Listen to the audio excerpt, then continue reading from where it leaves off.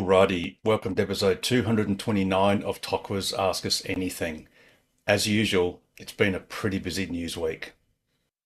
Tesla has launched an enhanced long-range rear-wheel drive Model 3 in China that utilizes the same larger capacity battery from LG as it's currently using in long-range Model Ys. Should this variant be introduced in Australia, Tokwa predicts that it will have a WLTP range of about 681 kilometres and a base cost of about $62,900. And that was this week's news.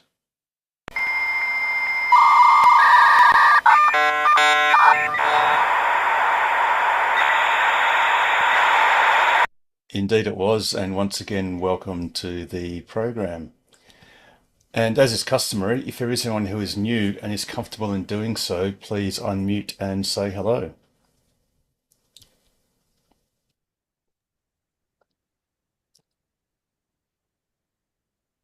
Or perhaps a little bit later on. Alrighty, who wants to start us off with a question or comment?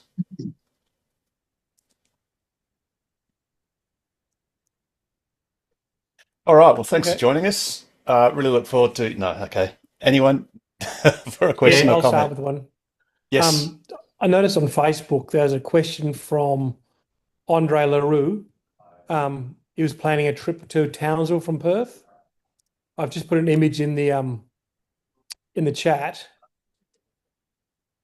It might be a good time to talk about Uh,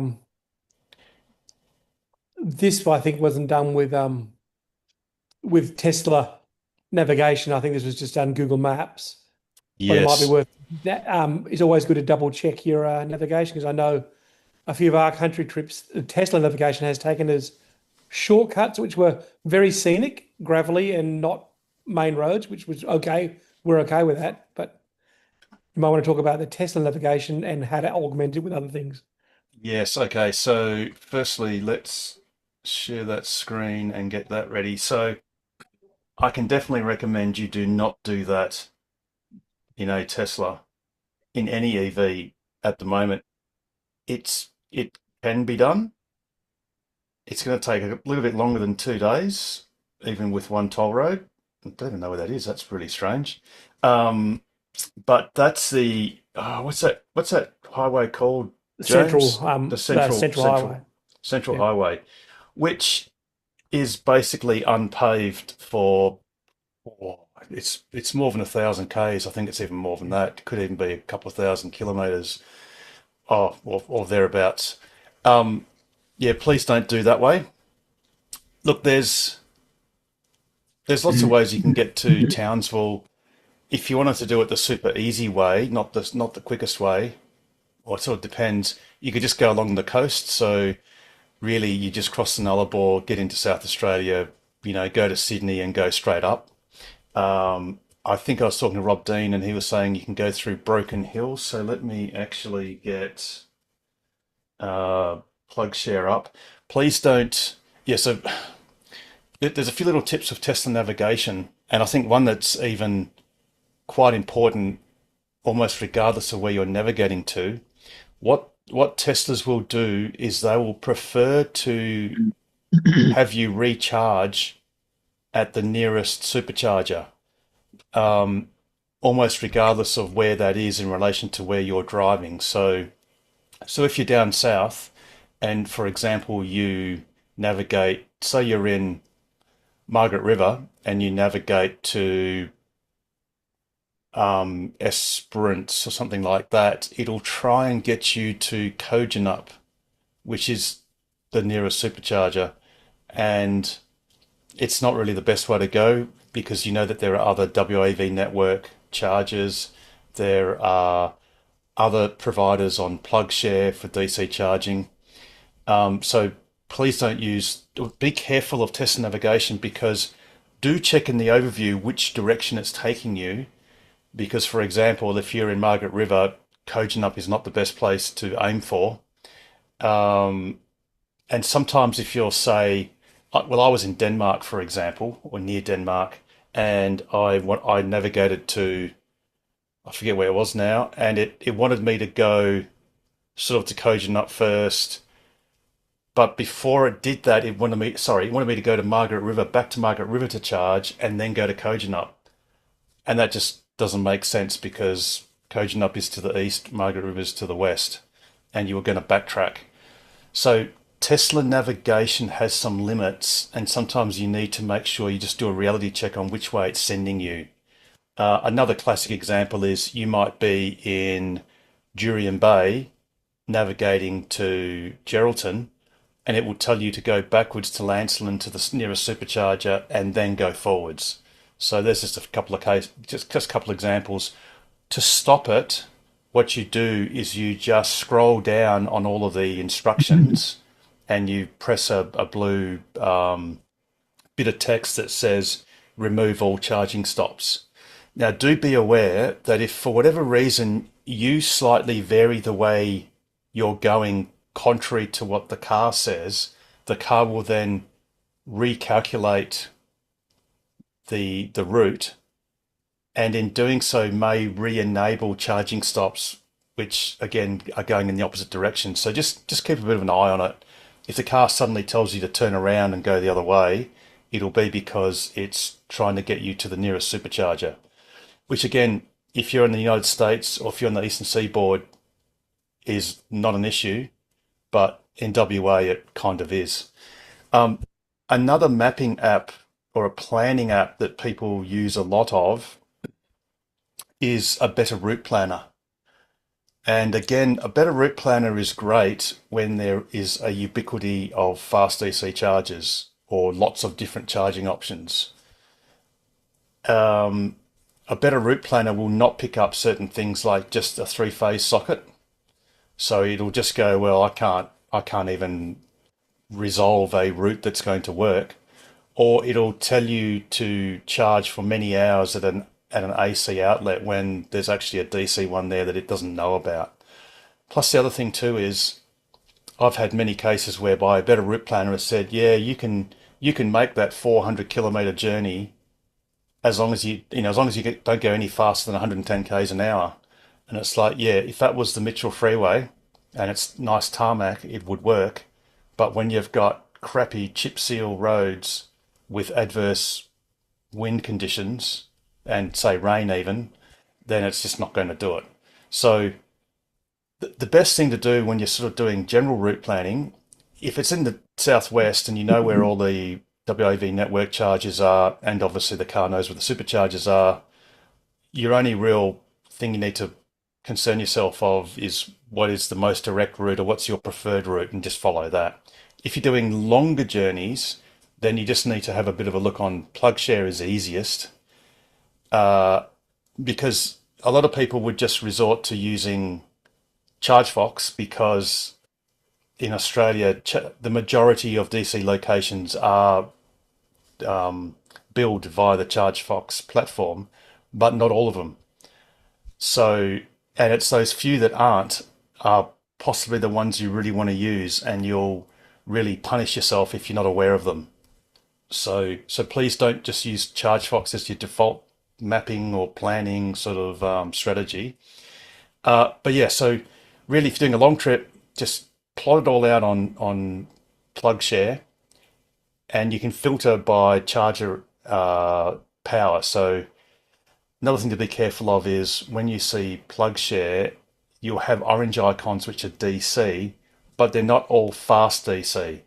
The cutoff limit for fast DC to be orange is, well, actually, I've seen one that's 24 kilowatts, so it must be it. Actually, no, even 22 kilowatts. I think almost anything that's DC is presumed to be fast DC, even though 22 kilowatts is not very fast. So just be careful of some of those nuances. But yeah, as far as getting to Townsville, you know, you could go Port Augusta straight through the Stewart Highway northwards to Three Ways, which is just north of Tennant Creek, and then go the Barclay Highway. That's like a bit of a zigzag sort of thing. That's if you're doing a return journey, what you should really do is make sure you come back a different way, so you get to see a different part of Australia, which is always good. So yeah, there's lots of ways to skin a cat. You can go through Broken Hill and sort of go northwards at a diagonal from Broken Hill across the centre, well, inland New South Wales. And yeah, like I said, just look at the supercharger map and PlugShare, and just choose your route according to what you prefer to which way you prefer to go or what you haven't yet seen. But yeah, do please try and pick a different return route because it's always good to go back home a different way. And obviously don't just look at the PlugShare score. In fact, there's a really good example of why that doesn't always tell you the whole story. In fact, nothing even close to the story. And I'm just bringing up PlugShare now. And I'm going to click on Majura Pass. Sorry, Mundribilla. So actually, to the credit of PlugShare, you see this icon is grey, so you think, oh, there's a bit of a problem. It's got a spanner, which is great, but the score is 10. And normally when you see a score of 10, you'll think, oh, there's nothing wrong with this site. But actually, the comment was that it shut off twice after ramping, was advised one of the generators caught fire, and the site has been taped off. In fact, as we speak now, that site is dead. So it's been switched off and will be for the time being, unfortunately. So to do drill through each PlugShare location, to not just look at the number and say, oh, it's a 10, it must be all good.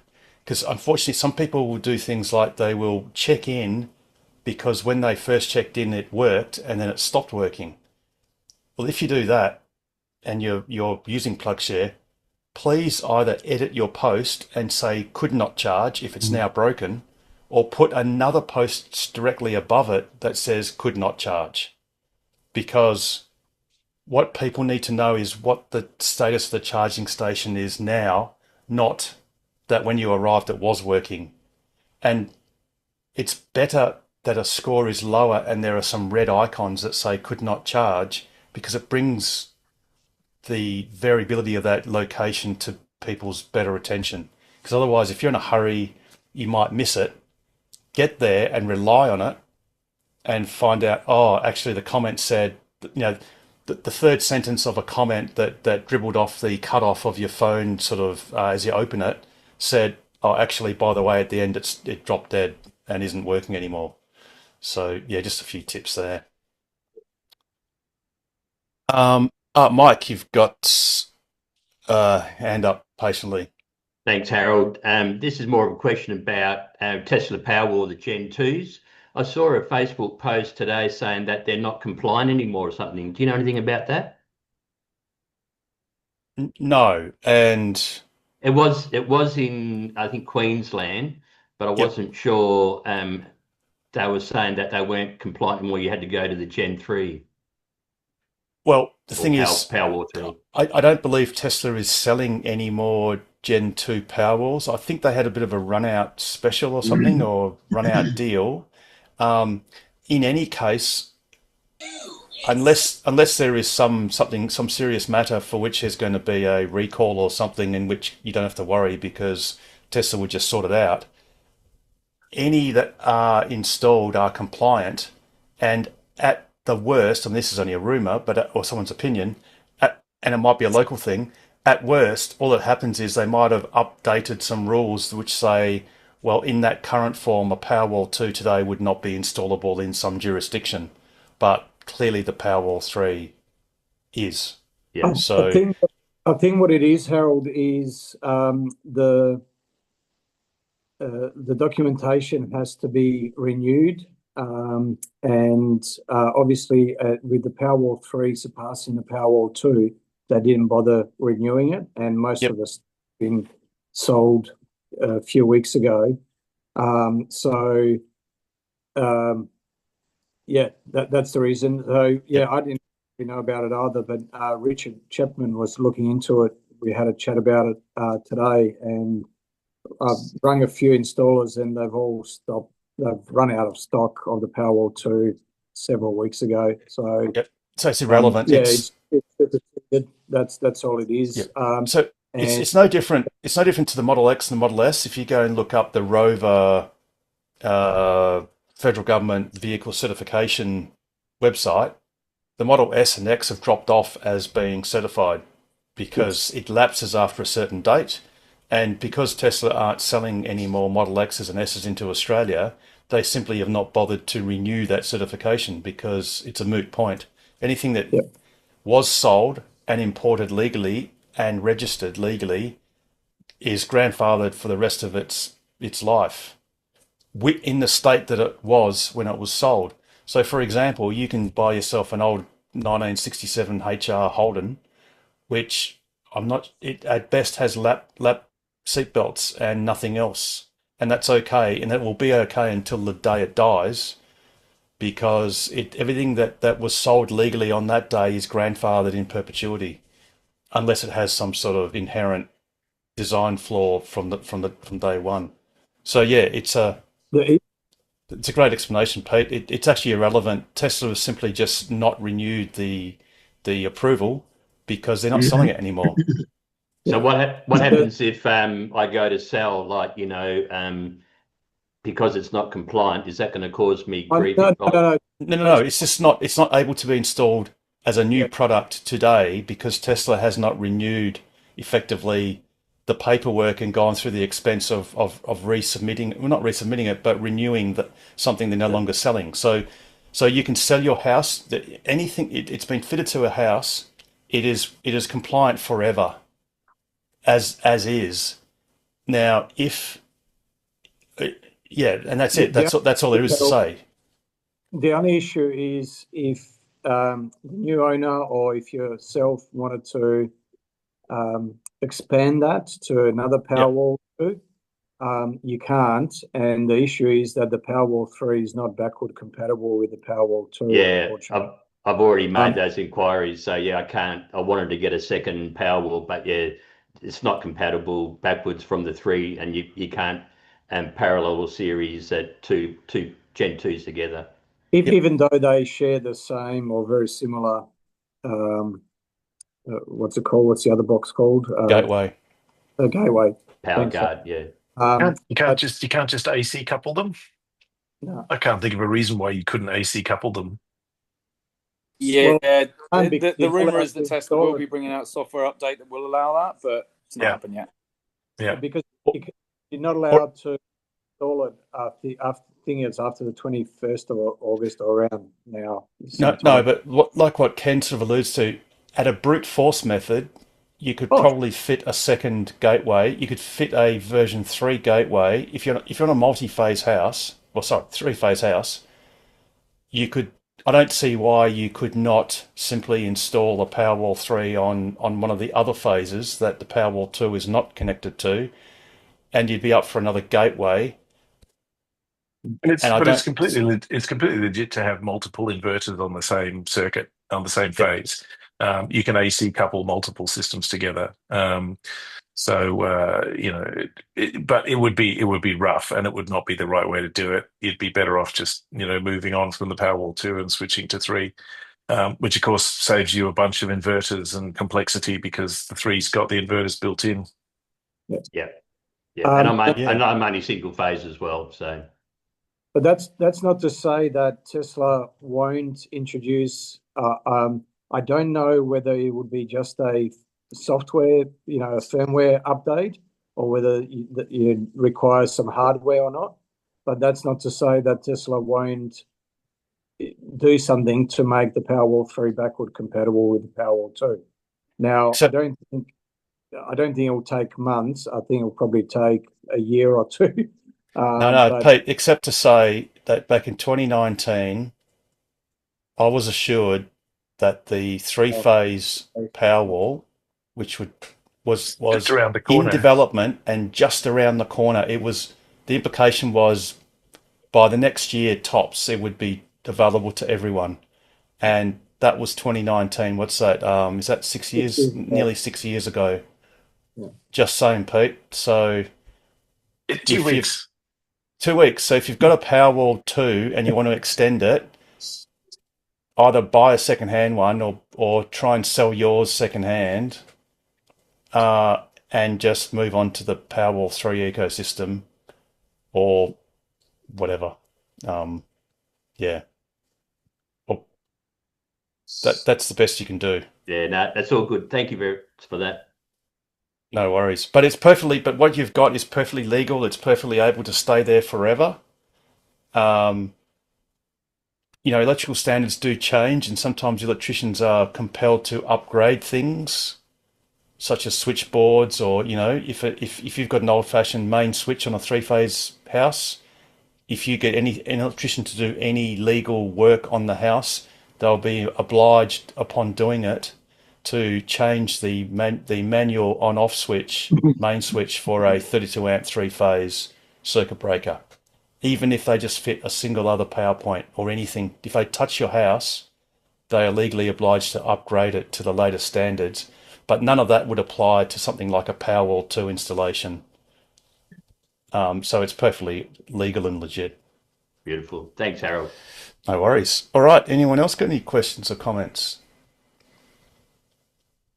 Any news on Grok? No. I got 2020. I've had 2 updates and still no Grok. No Grok in Australia. In fact, no Grok outside of continental USA. And I went on to Grok and asked it about Australia, and it said, yes, you've got it. But Yeah, because you asked it. Well, because it literally you spoke it to it. demonstrates exactly why you don't want I it. did say in a Tesla. Like every other generative AI, it's mostly a fantasist, and just will tell you mostly bullshit. So never, ever, ever, ever act seriously on any advice that any generative AI gives you, despite what anyone tries to tell you. Some of the stuff you ask Grok, it gets amazingly right. I'm actually quite impressed with it. Yeah, Even that's on how it things like fools you. old- It's sleight of hand. And some of it gets amazingly wrong as well. Yeah. Oh, Yeah, I It have just found both. hallucinates and makes stuff up. Yeah. Yeah, indeed. But I got to tell you that the Imagine thing, where you get random photos and it turns into a 5-second clip, is pretty cool. Very, very cool. But anyway, It's a quick way to run out of your capacity for the day. oh, I've never done that, Pete. Says someone that probably knows from experience. Yep. 49 photos you've sent it each day, Pete. Dearie me. All right. Yeah, but 26.7 is out with some bug fixes, and it does introduce an undocumented feature, which is kind of handy. If you leave a key in the car, it'll tell you, and that's kind of nice. So if you accidentally walk away with a phone in the car or a device that will keep the car unlocked, it'll actually now let you know, which is kind of a neat little feature they just quietly brought in. I've done that before. Is it going to honk the horn? That's Or? been there for ages. No, it sends you a message via the app. Yeah, that's But been there for that's ages. useless, because if you have your phone in the car, you obviously don't have the phone with you. So how would you? One of these, Pete, you need a watch. Yeah. Then it will tell you. I've got one of them, but Or your wife's phone. Yes, indeed. but what you needed to do is you needed to honk the horn. My Holden Volt, 2013 Holden Volt, if I leave the key in there and walk away, it honks twice. So they should get it to honk. That's why all those car thieves actually hang around and just wait for 2 honks and then run like buggery. Yes, if they can outrun you back to the car, then they can steal it. But actually, that's actually a good feature. I mean, not the honking. Well, yeah, that would possibly be a useful feature, but having a notification, because the number of times I've left my phone in my car, thankfully, I don't think many people that don't drive Teslas realize that you could, if the door opens, there's a pretty good chance that you can drive away, because there's something in so there. it's always told you if you just left it unlocked after a period of time, but now it's more actively looking for Cool. that mistake, which is kind of cute. The one thing absolutely. I did a while back that I don't recommend anyone should do was actually I made my iPad also a key. Oh, yes. And so I went out and left the iPad in the car, and then suddenly realised that had kept it open. They took the key off from the iPad. Can you use your this is only your Apple ecosystem. Can you use your Apple Watch as a car key? Yeah, you Yes. can now. Yeah. Yeah. Right. So then I might kick my phone off as a key and just use my watch because Yeah. although sometimes I still do charge my watch in my car. So it's not perfect, Yeah. but at least it's less the likely. only catch is the GPS on the watch is more granular, so it's less likely Yeah. to predict exactly where you are, Yeah. but it does work as a Yeah, key. right. The trick. Cool. Yeah, I think the other trick, thing Harold, as well is that the keys, software is also useful if you've got your own key and you walk away, so you walk away with your phone, and your partner or someone else who's actually got access to the car is still in it as well. It'll notify you that it's still unlocked, even if they're actually still in the car or if they've left their handbag in the car in some cases. So it does actually have a use from that perspective as well. Yep. Yeah, cool. I mean, it is a first world problem that you often sit your phone on the charger pad and you'll just walk out and the car's fully available. But Particularly now with AI4 cars, that are basically my way of putting it into park is just to undo my seatbelt and step out. too I right. tried that in one of the work Subarus the other day. It had a bit of a surprise. Uh-oh. Yeah. There'll be like a whole series of videos where someone goes, "Yeah, I bet that was a Tesla driver or Tesla owner that stepped out of the Subaru in drive." Yeah. Oh, Sorry, dear. Mike's got his hand up. Yes, go, Mike. Can you hear me, guys? Yep. Yeah, no. So, Harold, regarding the watch on the Apple Watch, there is a little bit of a trick depending on what version of the watch you have. I get the latest, mate, so it's all good. All right. So if the watch goes to sleep, in other words, you have it so that you don't have always on display. If you walk up to the car, it might not recognize it. And also, if you're in the car and your watch goes to sleep, it will say, "We've lost the key." Oh, okay. Yeah, You just right. have to keep. Good Now, point. all the new versions by default have always on. Personally, I don't do that. Me too. I turn it off because it's annoying to waste battery all day. So what you've got to do in the car is basically, tilt your wrist so that the watch comes on, and then it'll patch in again. But you might have to do that every so often. But for me, the annoying thing is, it is easier actually to flip your wrist over when you're approaching the car to make sure you can open it. So that's not too bad. But when you're driving along, it's a bit of a nuisance if your watch goes to sleep. So you've just got to make sure you have that. That's what I found with. See, my old version 4 was asleep all the time, effectively. Yep. And when I got the new 10, then it was better than it did this. And I thought, what the hell's going on? And I realised I'd changed it to behave just like you have, the same as the 4, to be off. So that's just a little trick to watch with that. And as I think somebody said, it's not quite as strong a is it location or whatever? Yeah. No, the way it recognises. So if you walk briskly up to at least my 3, from certain directions, it thinks you're an intruder and puts eccentric on first, and then it goes, "Oh, okay, you're here then." So just little vague.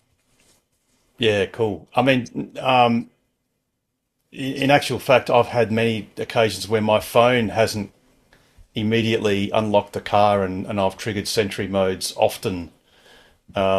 Usually away from home, interestingly, and it just records a clip and you just got to delete it. But good to know. I don't know whether you can see this, but can you see it? Oh yeah. Yes.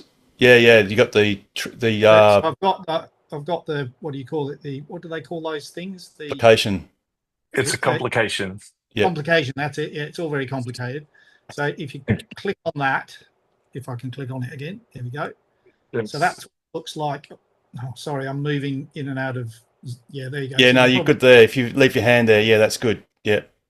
So you can see you've got the battery and whether you can charge, and you can open the door and close it. All the usual suspects are there, so it's quite handy. Yes. Yeah, absolutely. I mean, that's the reason I got my watch, because I'm not one of these people who's taking photos every 5 minutes and living on it. I just need it for communication to the social director and opening up And the car. it's super handy when you go to the beach because, of course, you wear the watch when you Yes. swim, and then you come back and get in the car, and Yep. it just works. All good. Absolutely. What I find amazing actually about these keys, you see these reviewers on these, I'll try and be polite, on these car review YouTubes, and they moan about having to use the credit card to open the car all the time. It is unbelievable. How many, what does it take? Your phone, it's in your pocket. You It does it don't need to within do it. seconds. You add a I phone know. key with one of your RFID cards. It's not even seconds. No, indeed. And I think all the other EVs are like that, from what I understand as well. Well, you just get a fob. Yeah, or you get a fob for a couple of $100 if you really want to Yeah, be old school. And I must admit, I am a bit old school. Well, no, sorry. I got used to having one for the Model X and my wife having one for the Model S because, well, that's the only keys you have in those older cars. And a really handy feature is to stop charging and unlock the charge port. You can just press the boot button on the fob and you just press and hold it for a couple of seconds and it will basically stop charging and release your, say, CCS plug rather than having to do several steps through your app or having to walk to the front of your car and open up the charge screen and hit, stop charging and unlock charge port. And you can open the frunk without having to And the piss front as about well. Yes. Yes. But of course, if you've got a sexy buttons commander, you can do the hold down the driver's door and pop the frunk. True. or And you both. can get one of those transmitters, a little from Alibaba for roughly $10 approximately, that transmits the same as a UMC does or a wall connector to unlock your charge port or stop a charge session. So you can get them as well. We got an update that I think it's the back rear door Yep. that you just hold Yep. that for 3 seconds or something. Yeah, but I And then found it. That will unlock. Annoying. I It's found that annoying. it's annoying because it unlocks the door. Yes, correct. Yeah. Spot So on. I it mean- doesn't. You can't do I a don't. half pull. Yeah. I think Sexy Buttons originally did a half pull, but that might have been on the pre-Junipers, like some of the older Model 3s or Ys, where there is such a thing as a half pull. But these days it's just one pull and the door opens. And yeah, if you keep Yeah. the handle open for another couple of seconds, it will open the charge port as well. But then Yeah. you've got to close your door, Yeah. which is a pain. I mean, for me, as I'm walking to the car, I'm just unlocking, stopping charging and all that sort of stuff, popping boots and everything. So Yeah. I'm not Yeah. even, I could see my car and I'm like, beep, beep, beep, beep, beep. And, people be walking around going, what the hell? The car's open, the door's open and everything. So it's pretty So cool. If they had the front camera smart, you should be able to approach the car from the front and use semaphore to give it instructions. It'd be so cool. Yes, just go open and just Carry do a some flags gesture. with you, and then you're away. Go, James. James. No, I've asked Grok if he's in Tesla, and he says he is. So it's always I've put a screen capture into the chat if you want to put it up. So Yeah. it's just He's, a good he's, reminder he's just that wrong, though. yeah, Yeah, but he's it's a just good imagining reminder it. to maybe not ask Grok. Maybe if only there's a weekly show, you could come and ask questions from users and get real answers, not hallucinations. Yes. Yeah, exactly.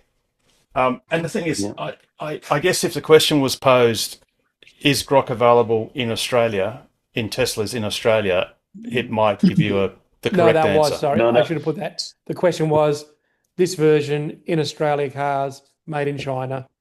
Is it Sure. available in Australia? No. So, Yeah, right. Yeah. Okay. I mean, yes, and it's clearly wrong, but Yeah. I dare say we probably won't need a software update to get Grok. It'll simply be Tesla flicking a switch, which will enable Grok in Australian cars with unmodified Maybe at the software. same 'Cause time that's as FSD. I hope indeed. so. And in fact, every week we should have a quick snap poll of who wants to predict which day of this next week FSD gets launched, and one of these episodes will be some of us will be right eventually. Yeah, we did do a prediction, didn't we? We did Who actually. kept, Yeah. who kept that right? YouTube did. Oh yeah, we'll have to go back. I forget which episode it's out on, and frustratingly, you can't do a global search in a channel. In other words, the Tokwa channel. You can't search all the transcripts. You've got to sort of search each week. Which that'd be handy if you could do that, and then I'll find ask out. Brock. I think I said October because I was getting a bit pessimistic. I think Grok at one point said July 28th, which just goes to show how fantastically reliable it is. There are more videos coming out. Obviously, we've had a video of Auckland. I think that was a few days ago, or maybe that was last week. Look, there's no doubt. I mean, Tom Drew has said umpteen times, there's no regulatory blockers. We're just doing our due diligence. We're just checking it, and one day it'll just come out and it'll be like it's always been there. For version 4 cars. So please, if you've got a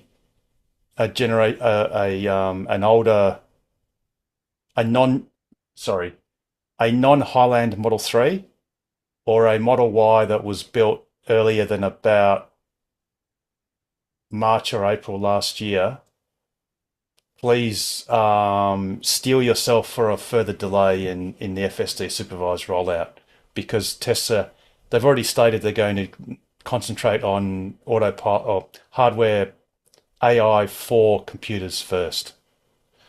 Mike. Yeah, sorry guys, I don't want to keep interrupting you and speaking over you. So you guys probably know this, but I discovered a chap on X who has green in his title. He's got a funny handle. Green the only. Green the only. So yeah, you've probably seen his reports. They're quite interesting insights into what's flicking up here and there. So I can see all the nodding heads, but for those who are perhaps listening don't know, what did you say he's called? Green the only? Green the only. He's a white hat hacker. So he's so profoundly. He's basically. Is it called rooted? Is that what it is? I don't want to be funny, but I think isn't that when they get into the actual base operating system, and he can basically turn on all the software switches that are usually turned off for experimental parts of the software or whatever. So he can therefore reveal features that Tesla have got sitting there nascent and can see what they are.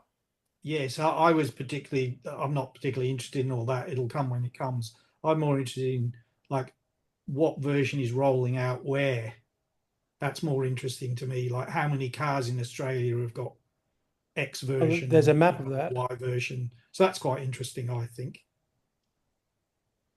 I'm just trying to get this visualization because he did say it was only in Model S's and X software in America. And it is very nice. It's using Unreal Engine. And oh yes. Oh, I don't know where he's put it actually, because it wasn't one of his very latest posts. Anyway, around the last 24 hours, I saw it too. Yeah. I don't know whether it was on his post though. Yeah, it might not have been. Sorry, I'm just looking on X and I can't find it. So maybe someone else actually had the visualization. Might have been someone else. Yep. If you want to see what software is currently shipping, Teslafy.com is a good place to start. As someone else has pointed out, the Tessie stats as well. Teslafy has slightly broader reach.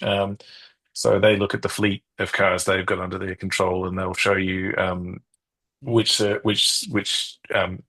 release is coming out on a particular day, and you can then look at different areas as well. Yeah. The Tessie one is also quite good. It doesn't have quite as much drill down as the Teslafy ones, but yeah. I did notice we were talking about it some months ago now about the size of the software packages that you get to in service mode. I noticed mine, and it was reported on X and other places that one of the autopilot packages has basically gone to a couple of 100 MB instead of the normal standard 1.3 gigs, which it normally is. So previously, back in April, there was 2 at 1.3 gigs. Now there's 1 at 1.3 gig and 1 at 200 MB. And somebody made some comment about, Tesla have flicked out the backup. I was thinking, maybe they're making space to put a big package in there. Yeah, we don't know. I guess none of us have bothered to do the research, but no doubt people in America have taken photos of that same section of the service mode, and that'll tell you exactly what the package size is supposed to be because they have FSD supervised. But by the way, this Unreal Engine rendering, I think it was Edmund that just popped it up, so that's what it looks like, which is pretty specky. And of course, completely superfluous. Like, you don't need to see this, but hey, if they can do it, why not? And this is obviously on FSD because you can see it's got hurry, and I'm pretty sure I'm pretty sure hurry is only on FSD. It's not on FSD supervised. Sorry, not on our Australian version. We don't have that sort of thing. But it sure looks pretty nice. Alrighty. Any I other? presume they will only be available on the Ryzen chips. Yeah, oh yes, yeah. If you got Intel, again, if you got an older Tesla, yeah, I guess it can be a bit tempting to be frustrated that why is Tesla bringing out these new toys, sorry, new features on the newer cars, and the fact is Tesla's development never stands still. Even cars that are just months apart are significantly different on the inside and are therefore capable of doing superior new features. So please don't feel bad if you've got like a 2021 Model 3 or even older and it can't do these things. Either it may never be able to do them, in which case the car is certainly no worse than it was when you bought it. It usually improves with age. And there's always some glimmer of hope that they will do an upgrade, a little bit like the old Model S's and X's with the portrait screens. Well, the ones that you can buy in Australia or could have bought in Australia, they had a media control unit upgrade that significantly improved the performance and dynamics of those screens. And, that might come to some of the older cars in time. It'd be really good if Tesla offered a whole raft of upgrades to the older cars. So things like, matrix headlights, things like, they already do the power boot, which is. Pete's frozen. Oh, Pete's frozen. You said power boot. Yeah, but yes, it would be great if there were hardware update packages. But there's a lot because of what Harold just said. Because there's so many variations out there, it would be a big undertaking to do that. And much as I spent a lot of my time being bitter and distant about my 2017 Model S, not getting stuff that it should have had, like blind spot cameras on the display and things like that, which there's no reason for them not to put them in. Life goes on. Well, I had Volkswagen Golfs, and in the whole 3 years or 4 years I had them, they never even got one update to the GPS. That was even asking them when I put it in for a service problem. They said, "Oh no, they're not available yet." With my A6, for all 4 years, I never got one update. My Audi A6, they offered me a GPS upgrade for only $1,700, and it had to go into the dealer all day because they had to VPN it to Stuttgart. But suffice to say, I declined that offer from Audi. Really, that was very reasonable. That was a very reasonable offer there, Ken. and not to bash Audi, I had a Ford Fairmont Ghia. And I think it was several $100s to update the TomTom thingy and the whatever on the screen. They're all And it's right. like, mate, I've got a phone that's up to date now. Yep. So you Yeah, I just had do a that instead. Pajero. You had to have the DVD in the entire time. It was a secret DVD thing. You had to open the normal DVD player, put the DVD in for that, and to buy get an upgrade, $420 to buy the new DVD. Mazda It were was the probably same. cheaper to buy a separate TomTom, you know, when the old days when we used to buy Yeah. physical GPS Yeah. doodads. Yep. Mike, I think you, yep, go, Mike. Oh, I was just saying, yes, Mazda was like that too, $300 or $400 once it was out of its initial main warranty. Hey, Yep. quick question. Did I miss, because I was stuffing around the first 10 minutes, so I missed the first 10 minutes. Did we talk about the new Longi Model Y that was posted on our site on X today at the start? No, it's a long range Model 3. So it's sorry, Model 3. Sorry, Model 3. yes. Did we talk about it at the start? Did I miss it? Yeah, you did. Well, you Okay, probably no if you worries. weren't All good. if you weren't All there good. at the start, but I will I'll just see you bring up. tomorrow when you post. Yeah, no, that's cool. Just for just a bit more discussion, just to thresh it out a little bit. So this is. Oh no, that's not it. Sorry. Where is it? It's news. Oh, sorry, wasn't on news. Oh, the Images. Driven. No, not that. No, forget the Oh. Driven. Because the Driven just spoke of it in Chinese terms. This Sorry. is Tokwa's prediction of what will show on the website. It's the long range rear wheel drive, and we predict that it'll be $62,900. It'll do 681 kilometers WLTP, and obviously it does 0 to 100 in 5.2 seconds.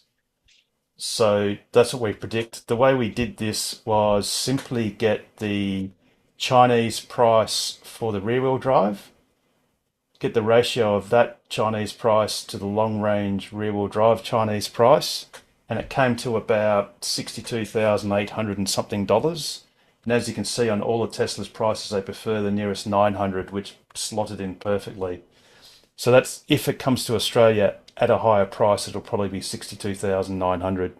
If they choose to show 4 variants, I mean, in Australia we don't show a variant for the old long range all-wheel drive with the old battery. So in China, it might just be like they're basically running. They may just run out the CATL. Actually, no, that's not right because the rear-wheel drive's got a short battery. So yeah, maybe we'll just get another variant. We'll get a long-range rear-wheel drive variant. And like I said, and also in China's CT, I forget what their standard's called, testing standard, but they quoted, I forget what it was, high 700s or 800 kilometers. I just did a ratio between that and the standard one, long range, and we think that it's going to be 681 kilometers. So who knows if and when it comes to Australia. I mean, obviously it will come, and that's with the LG battery, which is the one that people like Damo would be interested in, because I think they're the ones that charge harder and discharge harder. So if that comes to a performance variant, it'll mean it'll get the better lapsed times that the German built and American built performance Model 3s get, if and when they bring them in. And there might be just like a transition period between changing over from CATL to LG, or maybe they'll just say CATL will be some of our packs or some of our models, and the LG batteries will be for other ones. Don't know. Do we know if it gets the other Y Type 3 upgrade, which is why I said Y? Will it get the stick in the front thing? Because I saw on X somebody asked that question. So the stick or the camera? Both. So the indicator stick that Y has and the front yes. camera light. Tesla Australia aren't aware of any implementation timeframe for that, but then they might not necessarily know. There was a time when there was something different. Oh, there was a time when the ultrasonic sensors were deleted from model wise. And in Australia, that was not happening, even though it was happening in other jurisdictions for many months, and then eventually it happened. So historically, some of these changes take some time to proliferate to us, but it makes perfect sense that they're going to introduce cameras to all cars, the front yeah. bumper camera. So, but when they do that, don't know. And Yeah, sometimes If they bring that new model in, will that have it? That's the question I think somebody was asking. yeah, Model 3 does not have a stalk at this time in I know, any new markets. model, if they bring it in, do we know whether it might have it? it could, but No, if it's not as necessarily it's so. sold in Japan. In China right now. It still does not have a stalk. Thanks. So the long range rear-wheel drive does not have a stalk. Right, So that's thank less you. likely. That means it's a lot less likely. But Yep. a camera is, to be frank, probably all but certain to follow through. And it would also then make pretty much sense that it filters through all the variants of Model 3, because it literally does not make sense to deprive the other variants, since Tesla is clearly realizing what we knew all along was the great benefit of a bumper camera for safety. It's not even for autopilot, it's just for safety. Oh, and something else. I've only got this as a personal anecdote. I ordered my wife just a Juniper Model Y. Now it must have been 10 or 11 weeks ago. Not for any particular, not because anything new was coming out. It was just ordered it. And then about nearly 2 months, they only introduced the longer range battery only a few weeks ago. What I've since found out is that her car and a mate of mine's car, and he ordered his 8 weeks after I ordered Rochelle's, they were built on the same day. So clearly hers is going to have the larger range battery, which is great. So sometimes when you order something and it's coming, again, Tesla they won't insist that whatever you ordered on that day, if it wasn't available, you won't get. They'll change over production, and you'll get the later greater thing as and when it becomes available. So it might be that Tesla won't even make a fanfare out of having a central camera, a bumper camera. There'll be people who have ordered their cars where when they arrive, they will just have bumper cameras, even though they didn't know that was going to be the case when it was ordered. So change is always a constant with Tesla's models and features.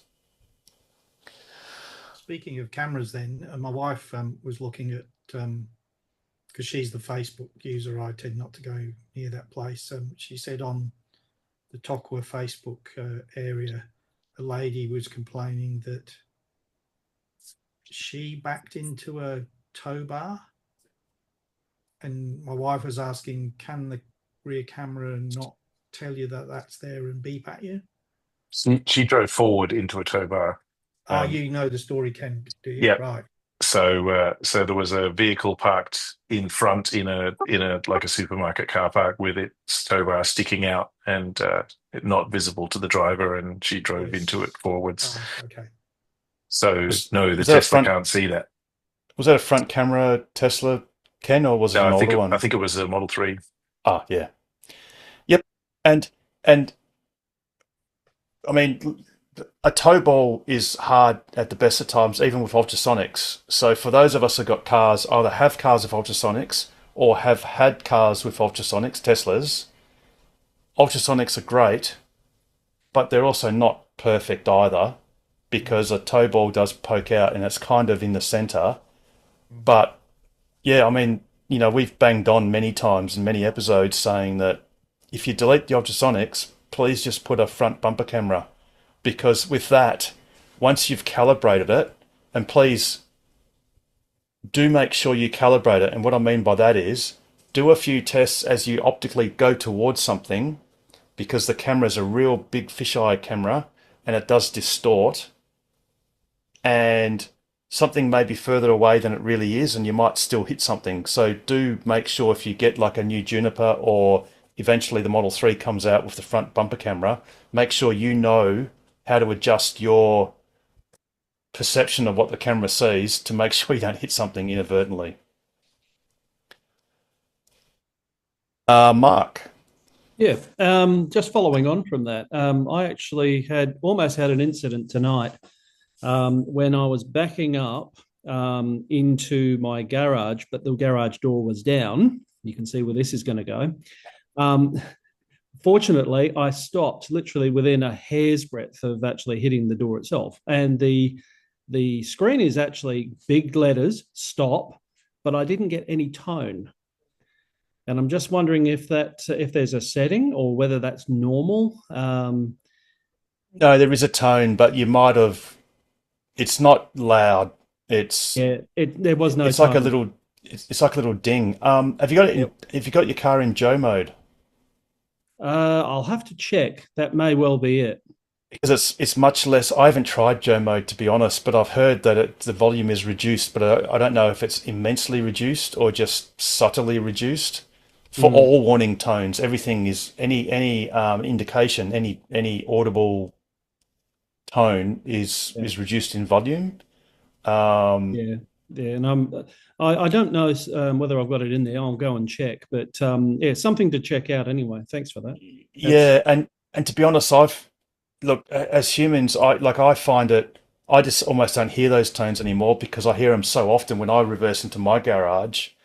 I stop optically. I have a row of different coloured pavers, so I know once I have one row that's one row before the different colour row, that's when I should stop, and I'll have about 30 centimetres left. But as I drive in, the car is because I've got camera vision only, Tesla vision only. The car tells me to stop. I don't know, 2 meters before I've even got there because there's stuff on the left, and because I drive quite tightly. Yeah, so I've got tape on the ground to do the same thing, but and you become oblivious. Yeah, and you become oblivious to the tones because you're just so used to it that you just dial them out. So yeah, I'm glad you avoided it. I'll check the Joe mode and just see how we go. And the other thing I was going to say is I'm just going to go back a little bit because I've been outside actually looking at the car, and we were talking about unlocking the charge port remotely, and someone said about the door, and that's all fine. But there is also a process that you can use if you've got an Apple phone with Apple Shortcuts, right? Now, they've been around for a while, but if you are actually charging the vehicle and then you so that it's locked and it's in place, you can actually stop the charging, and you can also unlock the charge port by the use of the shortcut. Ah, cool. It's quite handy. In fact, to stop charging, you can just tell it to unlock the charge port because it does the two things at once, which is the quickest way. That's the quickest way to stop and open. If you stop a DC charge, it unhitches automatically because I guess it's on the presumption that you've stopped a session and the cable belongs to the charging station because there are no DC to DC cables. Whereas if it's an AC charging session, if you stop the charging session, there's a 50-50 chance that it's your cable. So it doesn't want to unlock just in case the charger end is unlocked and then someone can pinch your cable. Yeah, so borrow it. Yeah, I'm actually using the shortcut at the moment. So I basically have a command for Siri. It then opens the garage door for me, unlocks the charge port, so that I can just walk straight around and just literally just pull it straight out rather than using the button and waiting for the car to wake up. So the perfect. car's already woken up. It's already white on the charge port indicator. Yep. Literally just pull it out and put it into the holder, and I'm away. So it just makes it a little bit easier. So if anybody wants that, it's quite simple. You just basically run it from Apple Shortcuts. And as I said, I've combined it with the garage door opening at the same time. So it actually makes me... And I presume you do that by going to the shortcuts Siri shortcuts, and then you just select the Tesla app, and then the Tesla app will present what it can do as shortcuts. Is that Correct. basically Correct. Yeah. And you can combine that. You can script it as well, which is what I've done. There are certain things that you can do. If you're going to wait a little bit of time, you can actually wake the car by using an emissions command, which basically just puts a little fart into the car, and then after that it's awake. It will do what you want anyway. If you want to try and do some other things in the meantime. So there's actually quite a lot of flexibility there. The other thing I'm using is Tessie as well, which uses an API connection. Yep. And that will actually return information. So I think this is the only down point about the Tesla shortcuts, is that they send commands to it, but they don't actually bring information back other than a confirmation when the commands actually run, that you've stopped charging or you've done whatever. So there's a small downside there. I wish it would provide information as well as a return, like a temperature or you do get confirmation that the command has been completed, which is a good thing. Yeah, I mean, I sort of agree. I mean, a lot of us nerds just want to nerd out on all the technical stuff. I mean, we'd love to have service mode screen just available all the time so we can look at stuff and, but yeah. Yeah, but if anybody's interested in that, it actually is quite fascinating to be able to run it from the commands on the phone or the watch. Yeah, absolutely. No, it will port across to the watch as well. Yeah, and thanks, James, for just flipping it up. So that's some of the ones. I can't see the bottom row, but no doubt they'll be interesting. But I created a couple of things so that, because I don't pay for the $10 a month, what's it called? Enhanced communication or whatever it's called. Premium connectivity. Premium connectivity, that's it. So I've got some shortcuts and a couple of other bits and pieces so that when I bring the phone near the car, it automatically patches the Wi-Fi on the car through my iPhone automatically. Yep. And then when I step away, it disconnects it automatically. Oh, very good. Brilliant. Yeah. Excellent. Paul, you've got your hand up. Yep. So with like the beeping for your car, under safety, park assist chimes is a toggle that you need to flick on now. Ooh. Yes. And rear cross traffic chime as well. Put both of those on, and their blind spot warning. Okay, I'll go out there and check. I'll be back in about 5 minutes. No worries. So I don't know when that happened. Right. Brilliant. Thanks, Paul. Actually, to be honest, I think those chimes have been settable for quite a while, but most of us just don't even look at it because we've set it once and forgotten it. Yeah. Well, I'm wondering if it's actually turned itself off with a software update and just needs resetting. Maybe. Yeah, and I actually had a situation where I hopped in, I changed cars, and when I went to another car, another of my cars, something quite dramatically had changed. Can't remember what it was now, and I thought, oh, bugger. So sometimes it can change at random. Ken, are you still with the... No, Ken's left the building. Oh, okay. Never mind. All right. Can I just ask on this subject of the car? So when I approach my car, I've got my phone in my pocket. If I open the car, it does it, no problem, no hesitation. But I'm usually plugged in, and the car's asleep. It's been asleep since it finished charging, and I find that I cannot get it to respond to like unplug or whatever until I've woke it up. Yep. So how do you approach the car and make it wake up automatically? On my wife's car, because often I'll have to plug her car in after she's come home, and I go up to the car, push on the because I've got my phone is also a key for her car, so it should be unlocked. I push on the charge port flap, and nothing happens. Yep. I then go into the app, and sometimes the actual charge, the lightning bolt will be grayed out, which is super frustrating. It's sort of implying the car's deep asleep or something, and you need to wake it up. So what I have to resort to doing, which I hate, is unlock the car, then open the charge port, and then relock the car. Other times, the car's been half awake and I've hit the unlock charge port button, and frustratingly, you can hear like a little, it's not a clicking noise, but it's like a pulsing noise from the charge port door, but it doesn't open and won't open several times until you unlock the car, Yeah. and then it suddenly opens. And it's like, I know you got the command because something's happening at the charge port flap, but it's not sufficient to actually open it unless the car is physically unlocked, and that's just does my head in. But Yes, I know, isn't that a safety issue so that nobody else can do No, it? because I did it from the app. No, because I actually Oh, yeah. deliberately went to the app and said unlock charge port, which when the car is unlocked will work Okay. immediately. But Yeah. sometimes when the car is locked or in a weird sleep, it gets this. You know the car's doing something because the charge port makes a noise, Yes. but it doesn't open. So then I've had to go, oh, really? So then I just go and unlock the car. And then when I press the unlock charge button again, boom, it opens immediately. It's Yeah. it's Yeah. it's a bit frustrating. I've had to resort to something similar. So in my case, because I don't have Sentry on in the garage, the car's fully asleep when I get to it, usually at 11 Yep. o'clock in the morning or something.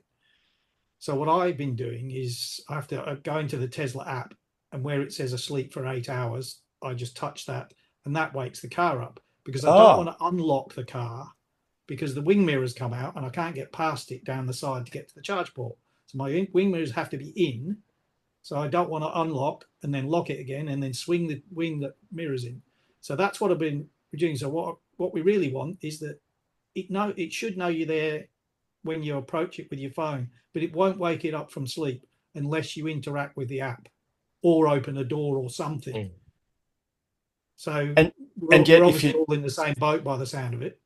yeah, and yet if one of those interactions was to unlock the charge port door, that doesn't qualify as waking it up necessarily all the time, which No, that's right.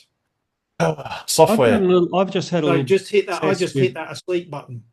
Yeah, Yes. I've actually had a bit of Words, that works success with fine the every time. emissions control. So basically, send a fart command through to the machine, and then it wakes itself up to produce the fart command. Now, whether that's just me or something else. Maybe Tesla prioritizes farts over normal functions. Yeah, I don't know, but it Have you seems not to got wake wind it of up. that? Exactly, I definitely got wind of it. That's So- why I was interested in what you had That to one say, stinks Mark, a little because- bit, I think. So that is literally what the sound thing where I know you can tell it to make a fart sound. You're actually Yeah. meaning that, are you? Yeah. Right, Yeah. got it. That's Yeah, the gotcha. one I'm using, and essentially what I'm doing is just then holding off for a little bit. So I'm saying if it's I'm also using Tessie as well, just to determine whether the car's asleep. But by the same token, the command I'm sending through is from the Tesla app, so it should by rights work. So you might want to give it a go and just see whether you can send a fart through, whether it then wakes it up. Sure. So fart before opening charge port. Yeah, exactly. Sounds like me in the morning.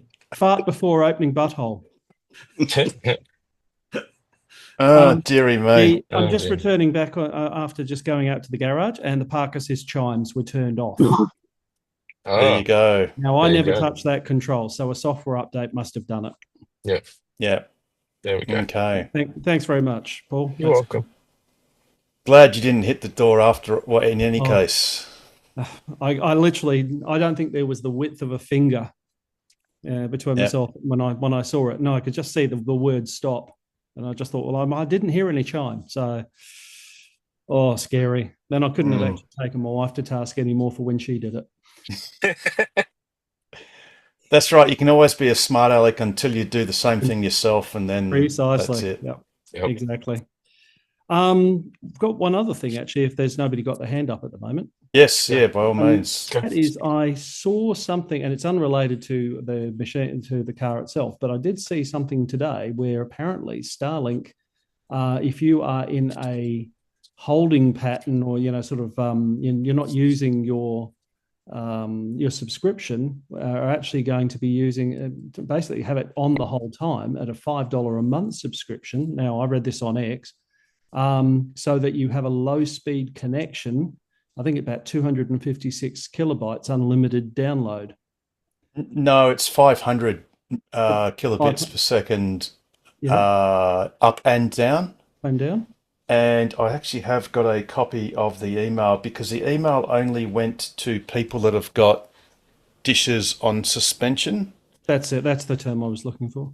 Let me just grab that I just saw it today, email. and I just thought while I've got the floor at the moment, I'll just mention it just in case anyone hadn't seen it. Yeah, so what it is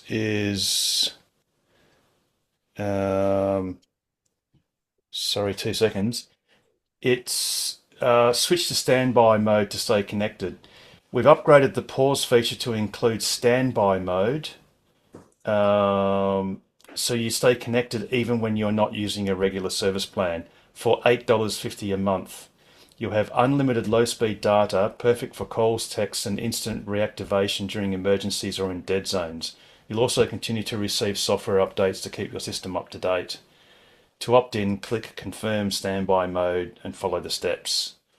So, otherwise, I think if you... So you can you can cancel a service, but if you want to pause it, there's no longer a pause function. It'll now be a standby function for $8.50.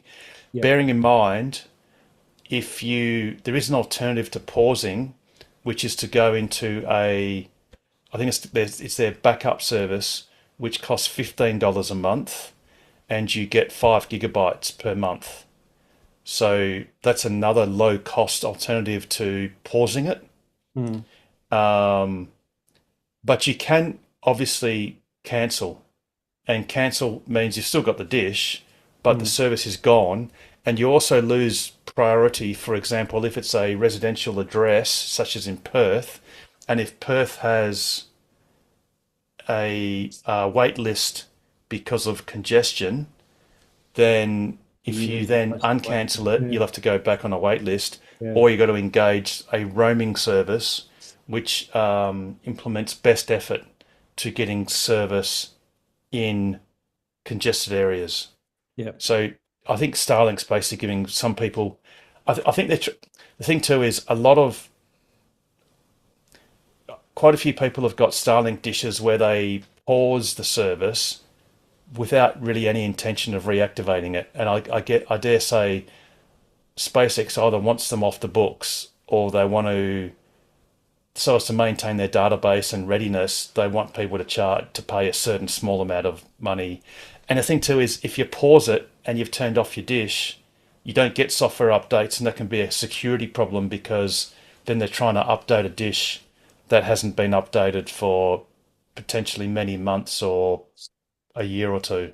And I guess that can present them problems. So I guess what they want to do is have people, if you're sort of pausing it, have it semi-active so that at least it gets updates and it's still on the system, but not greatly affecting bandwidth. The other thing too, though, is if you've got something like a fast DC, remote area fast DC charging station, you just stick a Starlink dish on the top and you pay $8.50 a month, and you get 500 kilobits per second up and down, which is plenty for doing commands to activate and deactivate charging sessions. Or if you've got an Internet of Things device like a weather station or something. I mean, for any of us that are older than 35, we're back in the days of 28.8 kilobit per second modems. I mean, they were flash, Exactly. And if you're a bit older, if you're in your 50s or 60s and 70s, you had 300 baud, no, it wasn't even that. It was 110 baud acoustic couplers, where you had the old-fashioned handset and you put it in the earmuffs. So 500 kilobits per second is lightning fast for simple tasks. Oh yeah, I quite agree. And Hey, Harold, do we know whether the roaming is available internationally? there is an international version of it, yes, but it's quite expensive. So you got to go on a specific plan. It's not just the regular. Yes, and it's not cheap. No. It's not cheap. Okay. Um, Don't you get a 1 month grace or something? So if you're traveling, you can use it. Well, it I was haven't 2 months. I haven't gone through all the Starlink stuff. I've only gone to the stuff I've been interested in. But if I look at the plans, residential Rome. So Rome Unlimited is $195, best for RVers, but there are other plans, view plans. Here we go. So just gonna switch over. So there's a Rome Unlimited, but that's not international. I don't think that's countrywide. Oh, international travel. Sorry, there is international travel. So maybe you can. For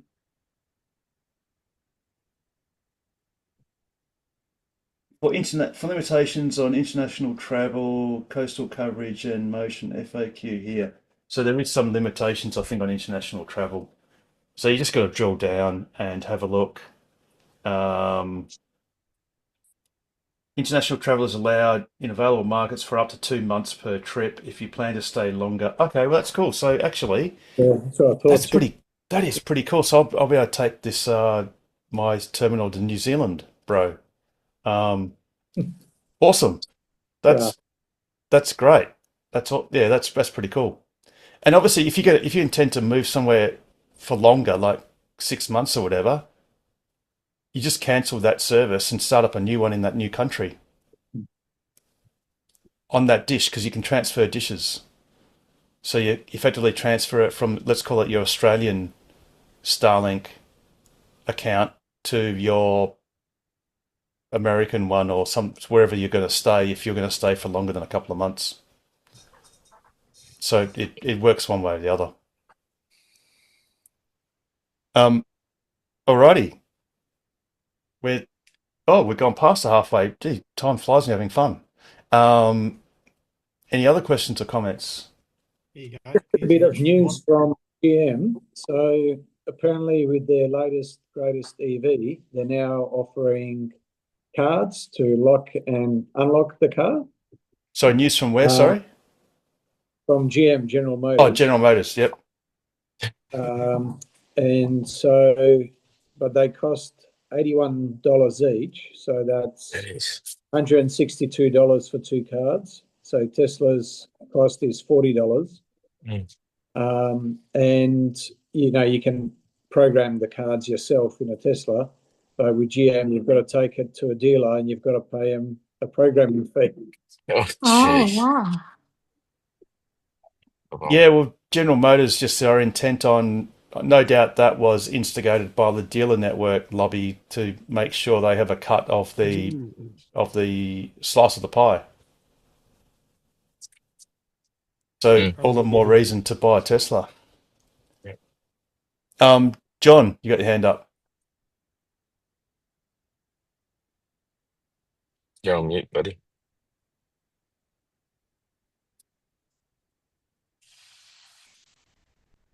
Oh, you're not muted now, boy. Still can't hear you.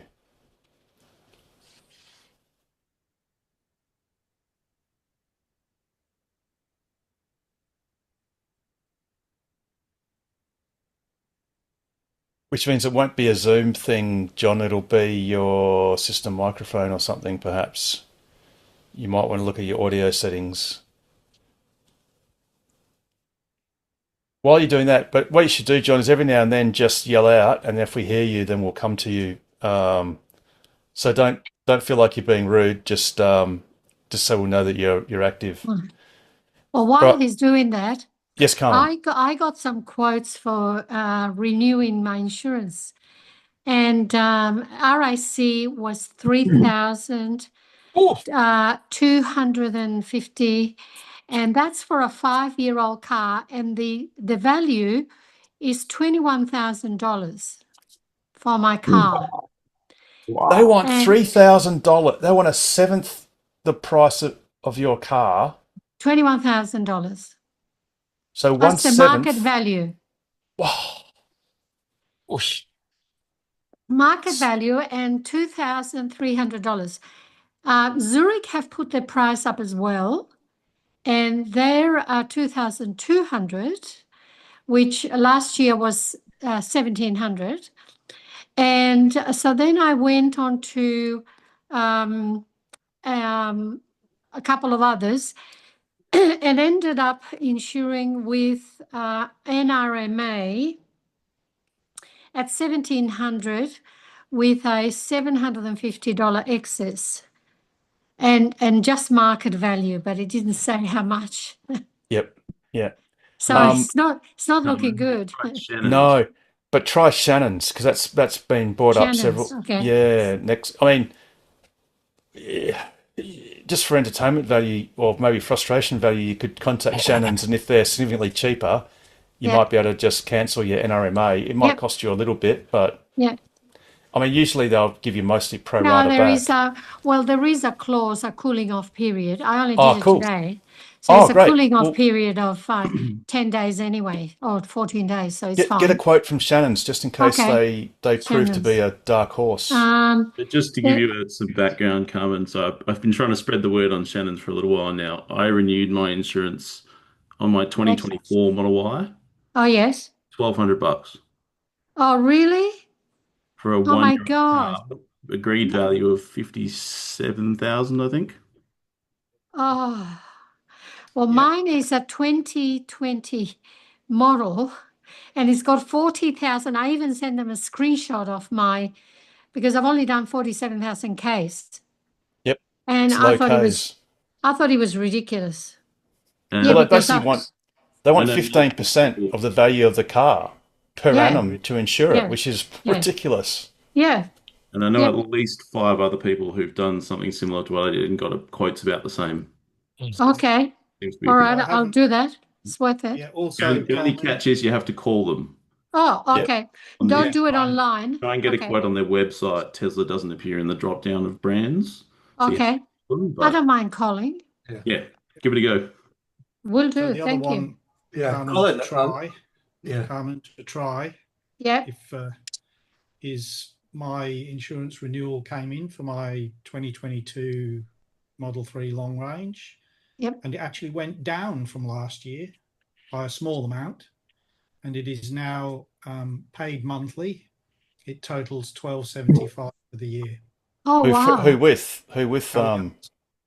Allianz? Yep. Now, again, guys, you need to be careful with insurance. I used to work in industrial insurance, so I'm reasonably familiar. So I have $1,000 deductible, or excess as it's called in the retail environment, but all other fees as you would expect.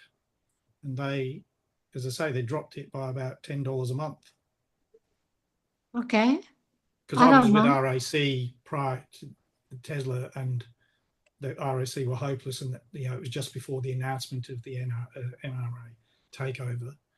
Yep. And I've been with RAC when we used to live in the East Coast. Not RAC, sorry, Allianz, when we used to live in the East Coast. And yeah, I was surprised. It actually went down. I thought, what? That's amazing. So, but the thing with insurance is deductibles has a very great, excess has a very large impact on your premium. So if you have a bit of pocket money, and I recommend you get pocket money from somewhere, and unless you're crashing your car every 5 minutes, No. put that away, and then you use that when you have a small tingle or something, and Yep. because Yep. it really does reduce the premium a lot. If Well, you can go I up did thousands of thousands. I did check that. I put in 700, Yeah. and then I put 800, and then I put 1,000, Yep. and it only went out by a few dollars, like $2 or $3 a month. Yeah. I was going to ring Shannon's because the boys here were recommending it, but Yeah, I based on will. what said, it Spending sounds like actually Allianz are about the spending same. Yep. Yeah, I Okay. tried Shannon's last week and it was about the same as RAC. Okay. Just stuck it with RAC, but yeah, try it because it might be different for you. I don't know. Yeah, maybe they don't like my face or something like that. So Des, what price did you get from Shannon's? It was roughly the same, within about $10 of RAC. So I just stuck with RAC. Yeah, so how much is that, Des? About $1,700. Yeah, right. Yeah. Yeah, but I'm talking about 2,300 for a Yeah. 5-year-old model. It's a standard range. Yeah. It's not Uh, even special. I tried a few of them, and Shannon's and RAC I think were the best. I Wow. can't remember the other ones, but yeah, the other ones were over $2,000. They Maybe I might have a file. they, they, they might have interesting Red flag, Carmen. demographic influences where depending on where you live or your age or Yes. there's certain Well, profiling of suburbs or Yes. the age could have something to do with it, and I'm now in Netherlands, so it is near the uni. very dodgy suburb there, Yeah, Carmen. well, You know, near the uni is actually yeah, if you compared, I've compared before on going from one street. The closer you get to the uni, the worse it is. yeah, right. But I did write to the managing director of RAC a while back, the CEO, and told them how crappy they were. So maybe there is something on my file. Yeah, I was wondering because I've got the same email. we do a fairly high mileage, and I thought maybe it was something related to that, but apart from putting over 20,000 Ks, Yeah, thankfully, yeah, there's the highest Ks that they ask for is 20 yeah. because I do you're an average of 100 and I'm relieved that they lump me into the just 20 plus category. Yeah. So yeah, you're right, Carmen. The suburbs can make a difference, but not like 3,000 to 1,200 difference. No, and just for your information, my vehicle was agreed value is 48.5, which is about essentially what I paid for it, a little bit less, by about $1,000. Oh, don't go on about that. I paid double. And but mine, this was second hand, so I paid that last year. So in a year, it might have gone down $1,000 or so. And then, as I said, basic excess is 1,000. The rest of it, with the glass and all that's there. If you've got a cooling off period, give Shannon's and Allianz a call, I'd suggest. Oh, I will, for sure. You might as well because there's no such thing as loyalty or anything. No, I know that. Yeah. I've worked that out with the banks. Yes, indeed.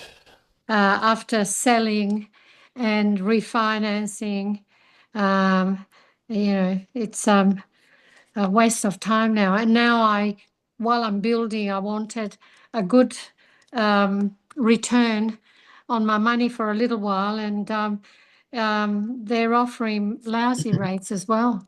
Yep. Gone is the old-fashioned notion of you should stick with a bank because they know you and therefore they'll look after you better, or insurance or telcos or anything. It's just they these days they treat total strangers better than loyal customers. Yes. It's I've learned that outrageous. with credit cards. I have a few. So one of them I cancel every 2 years, wait a year, then rejoin and get a new membership and recycle that. Yep. I'll play their game. Yeah. Might as well because you might as well because otherwise if you're loyal you just get punished and Nothing. One of them I rang and said, look, can you offer me some points to stay with you for my renewal? And they said, oh, we don't do that. And I said, well, you do for new ones, so I'll cancel my card and start again if you don't. Why don't you ask your supervisor? And they offered me 50,000, so I stayed. Right, there you go. It was worth the question. Yeah, but it only happened once. Yeah, right. Yeah. Interesting. Alrighty. Any other questions? With half an hour to go, tops in the program. Oh no, sorry. I might be able to mention it now. Ken might elaborate next week, but he had an experience where he had just had a standard Tesla tow bar installed for his Model 3, and he bought the square receiver tongue to go into the tongue to go into the receiver, and he found that as he poked it all the way in, the hole for the pin to go through didn't line up with the receptacle's hole because the tongue was too long. So it turns out that the Australian tongues, and thanks, James, you've just got the photo up, which is probably Ken's photo. And what I'm talking about here is this is what he ended up with. And that's a Loadmaster tow bar hitch. And this has a 3 inches, I think it's roughly 3 inches from where this pin goes to the end of the shaft, end of the, what do you call it? Pipe. Testing. Sorry? Mike? Yay, John's on. Yeah, so to the end of the the tubing. Whereas the one he had bought from a Test. different Mike? place was 3.5 inches, which is some sort of American standard. So you just be aware to check that if you've got a Model 3 with a Tesla purchased tow hitch, that your tongue does fit in. And as it turns out, the Loadmaster tow bar hitch, and one advantage of this one is it's adjustable, so you can adjust it to make it higher or lower, or pretty much sort of in the middle. So just a little tip there. If you've got a Model 3, I tried the same thing on my Juniper Model Y, and I found there was about 100 millimeters that the tubing could go through and still line up with the pin. So it's not an issue with the Model Ys, just the Tesla version of the Model 3 hitches. Okay. John dropped off. Even Oh, though yeah. I was just looking, yeah, I thought, where Yeah. is he? Because I heard him. Yeah, I heard him and I But- said, oh, yeah. Oh, well. Hopefully he'll come back. Yeah. So the cost of is it the same as the Model Y getting a tow hitch? Like the 1970 sort of stuff? Yeah, I'm not sure. I'll just have a little look. And did they do it with any of the Model 3s? Or is it just the Highland Light? No, I think I think it's on all of them, Okay. but just check it just in case. We'll just check on vehicle accessories, Model 3 exterior, and it should say whether it's Highland only.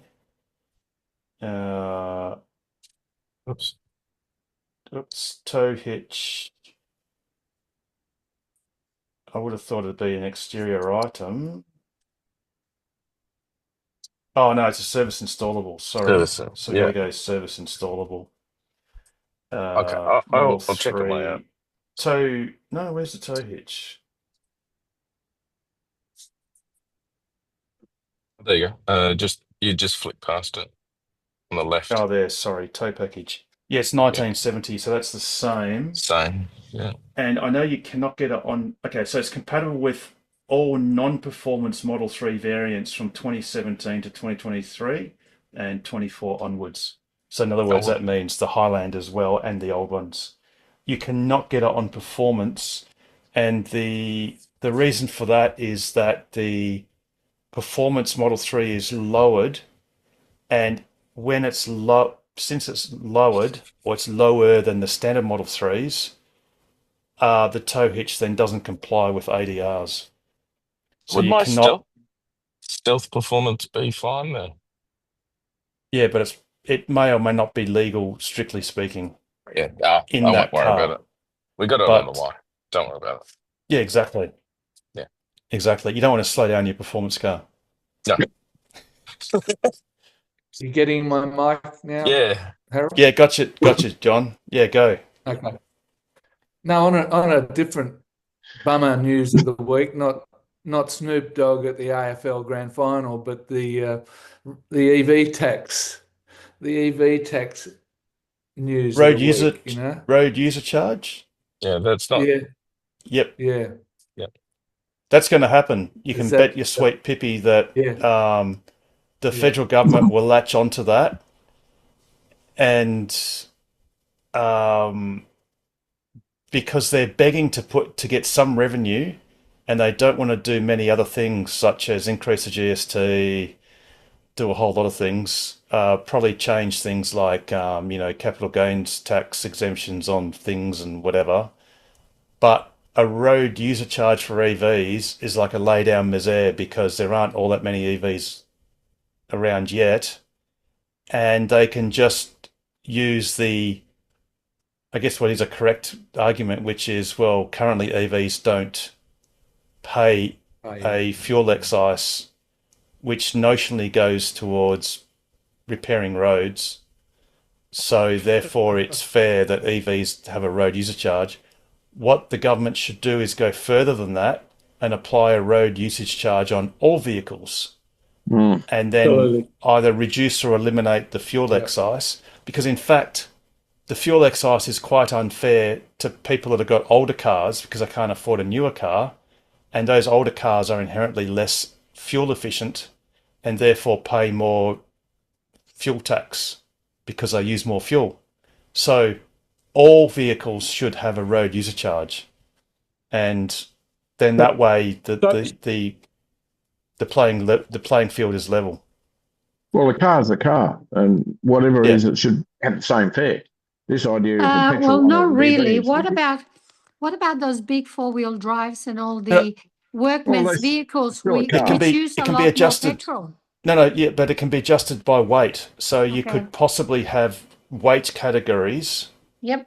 Whether they define all passenger vehicles as just one vehicle, or whether they finesse it slightly for weight, because weight is a proxy for damage to the road. Yeah, trucks. Yeah. Well, trucks in particular, but I guess you can mount an argument that if your vehicle weighs, if it's a subcompact and it weighs less than 1,200 kilos, as opposed to something that weighs between 2 and 3 tons, I think it's plausible that the lighter vehicle will have less impact on the road surface. In fact, it probably would. The only thing I'd think of is, what if your tires were wider and you're distributing the load? But anyway, so but isn't it about the cost of petrol and fuel? A big car uses a lot more fuel, therefore there must be more tax paid. Oh yes. But a small car shouldn't have to pay the same as a big car. Yes. So we don't know what they're going to do, whether it's 5 cents per kilometre or they get, like, a couple of theories. In New Zealand, for example, it's a cents per kilometre, and they have a very simple system. You get like the old-fashioned registration stickers, but these things actually have an odometer reading. So you buy them in lots of either 1,000 kilometres or 10,000, and maybe there's 100,000 blocks. Maybe it's not 100,000, but you've got various different distance intervals. And what it is, say for example, you've got a car that's done 50,000 kilometres. In New Zealand, you would buy a sticker for 10 more thousand kilometres. So that sticker would have printed on it 60,000. And then if the police pull you over and find that your odometer is higher than the 60,000, you get a fine because you are in breach of the road user charge. Yep. Oh, that's fair. And they do that for diesel vehicles in New Zealand, because in New Zealand there's no fuel excise on diesel, but there is on petrol. So if you have a petrol car, it's just excise. If it's a diesel passenger car, you have these stickers. Now, in these electronic days, it could be just done all electronically, and I think they're also talking about rolling it in with things like a congestion charge. So if you go into a congested city during a congestion period, that cents per kilometre increases because you are traversing that road or that area at a more congested time. So look, it's coming. So short-sighted, because what they're not looking at is EVs. So ICE cars cause 8 to 10 times as much death in Australia every year as the road toll through lung diseases and shortened lifespans as a result of air pollution. And so having EVs on the road, the number of lives and number of costs it saves to the public health system would no doubt outweigh anything that they raise from the road user charge. So Yeah, what But they I mean, should it just do, logic, huh? but Pete, ultimately, when all cars are EVs, the government, in fact, actually, it's a fact that I think more is spent on roads than the fuel excise generates anyway. So it's only a partial payment of the actual road cost. But I mean, governments have to work on equity. Well, sorry, yes and no. There's no equity, Pete, because they spend billions of dollars on subsidies for the fuel economy and all that sort of stuff anyway. So nothing is fair, but you've got to have something that's at least partially consistent. And the easiest way to do it is everyone pays a road user charge. Then the government could, for political reasons, decide to have a higher one for fossil fueled vehicles to deter them, or have a residual fuel excise as well as a road user charge and not have one for EVs. But the easiest thing to get across the line is just apply a road user charge to everything and move on. Because in 20 years' that's time, all the cars will be EVs anyway. politically, heard. that's not the easy. Politically, the easiest thing is just to apply it to EVs, because EVs account for, what is it, 1% or 2% of Yeah. all cars at the moment.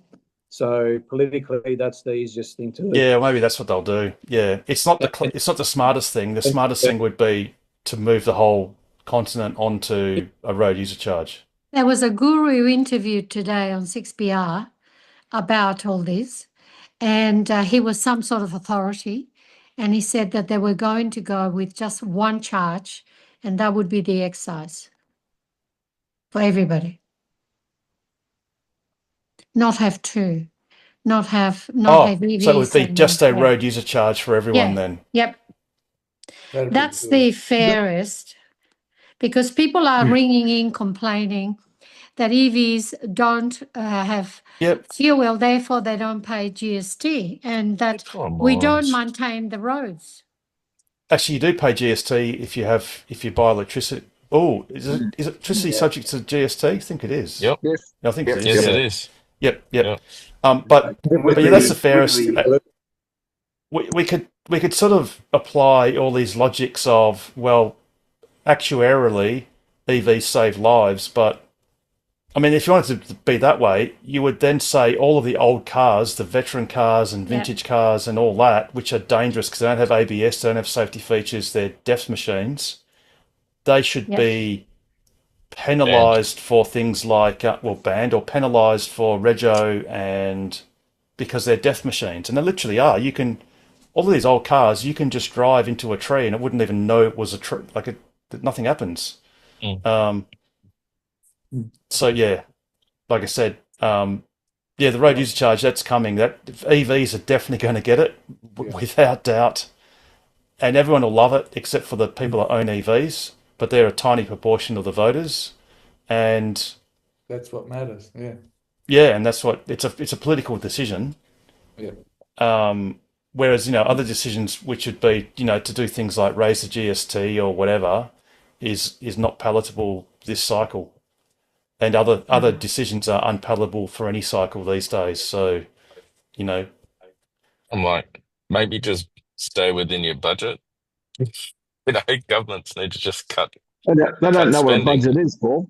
No, I know. I just sort of going, they're taxing us to fucking hell. It's driving me nuts. Well, they've Just got like more. And they want to steal our super as well. Yeah, I'm just and going, unrealised gains. yeah. Welcome to And I'm Sydney, just going, Australian people. when enough is enough. I've been paying taxes all my life. I'm still a while off my super, to actually get my super. And then they want to steal money from me from that as well. I'm just going, what the hell's wrong with you people, I'm just like, So I with have the to stay road within user my charge budget. in New Zealand, Mm. so with the road user charge in New Zealand, I found that it gave you no incentive to be economical on, because you were paying for it by the kilometre, like you buy your 10,000 kilometre block. Yep. Then whatever vehicle you had, like over there it was on the diesel at the time, and yeah, there was no incentive to be economical in the way you drove, as in to try and reduce the amount of fuel Yes. because you've already paid for your kilometres anyway. Yeah, that's right. Yes. Yeah, exactly. And I Well, dare say quite a few people don't have up-to-date stickers, but they run the risk of getting a fine.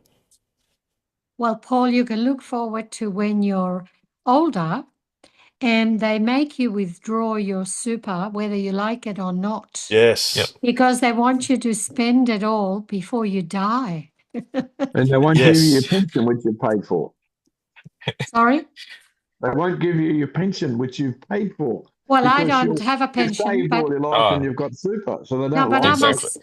I'm a I, self-funded retiree, but Yes. each year they make you take out more of it so that it doesn't, so that you spend it. Yeah, it's but all Carmen, right. that's That because manually you're on don't an have to do that. allocated. That's because you're on an allocated pension. So that's Yep. your obligation is Yeah. at the youngest time it's 5% per annum.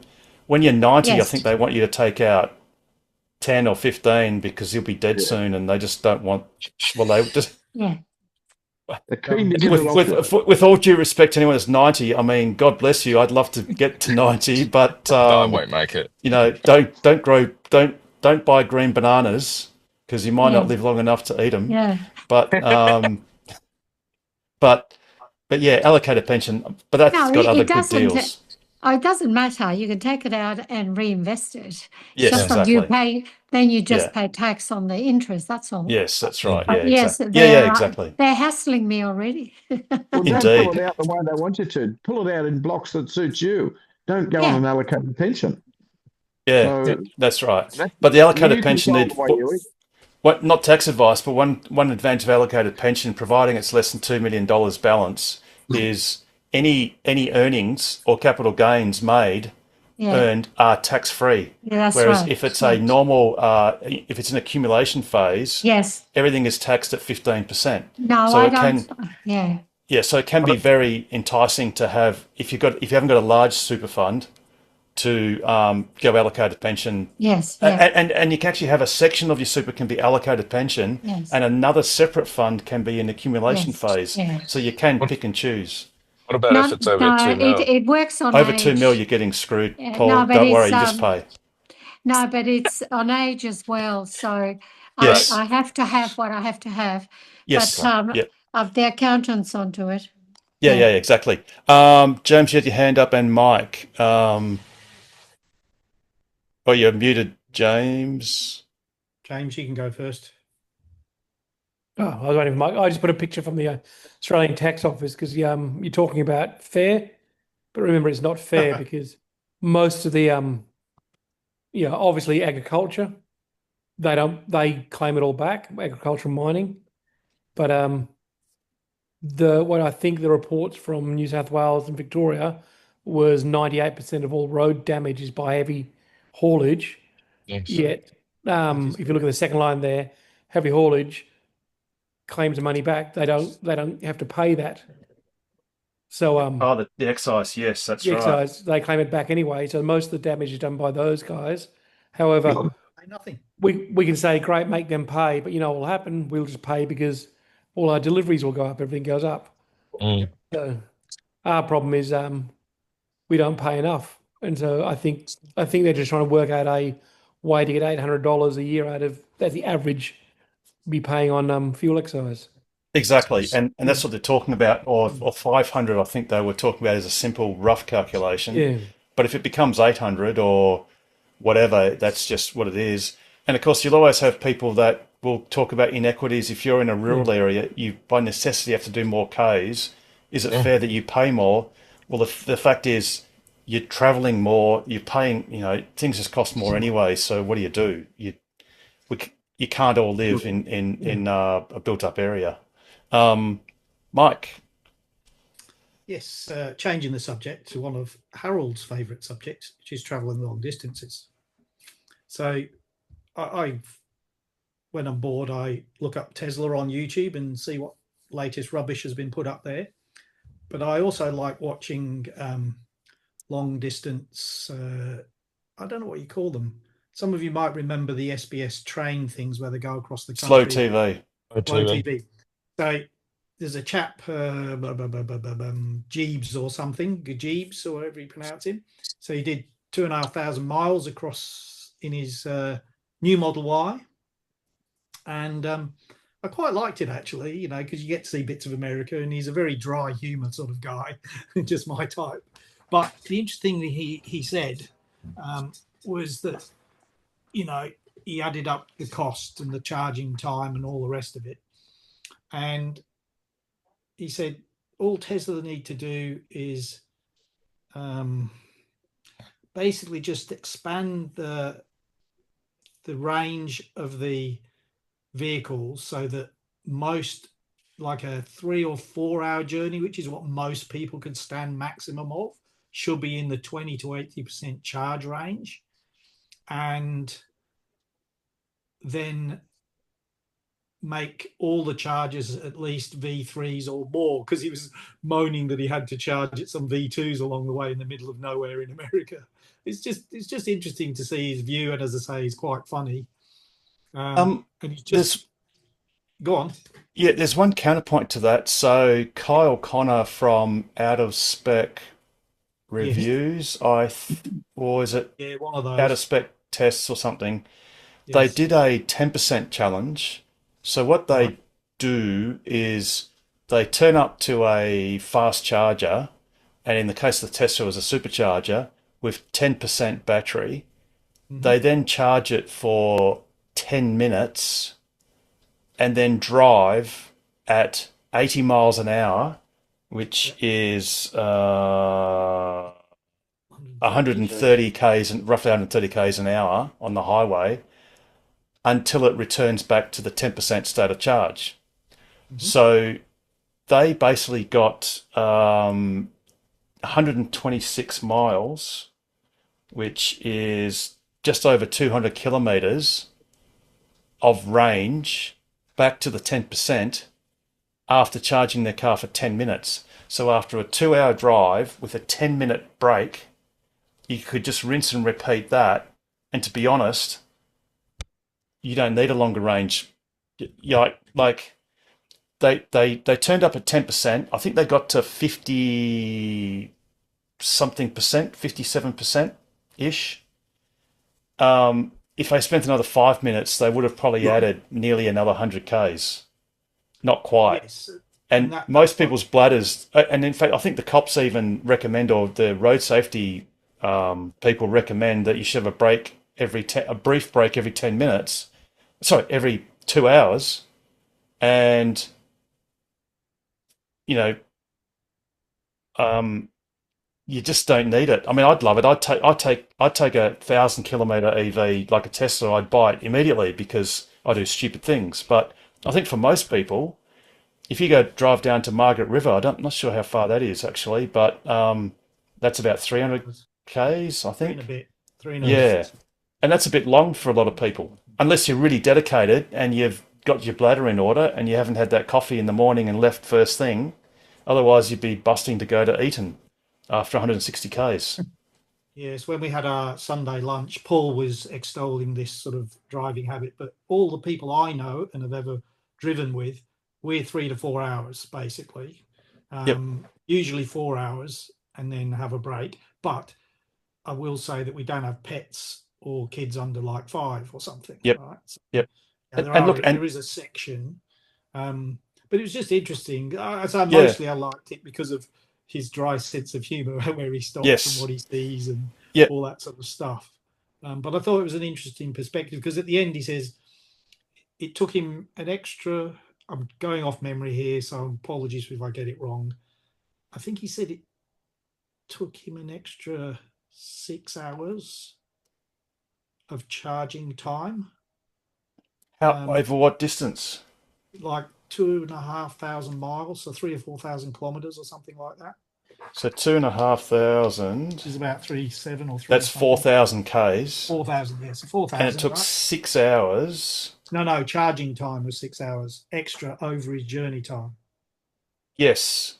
So that's an hour for every 666 k's.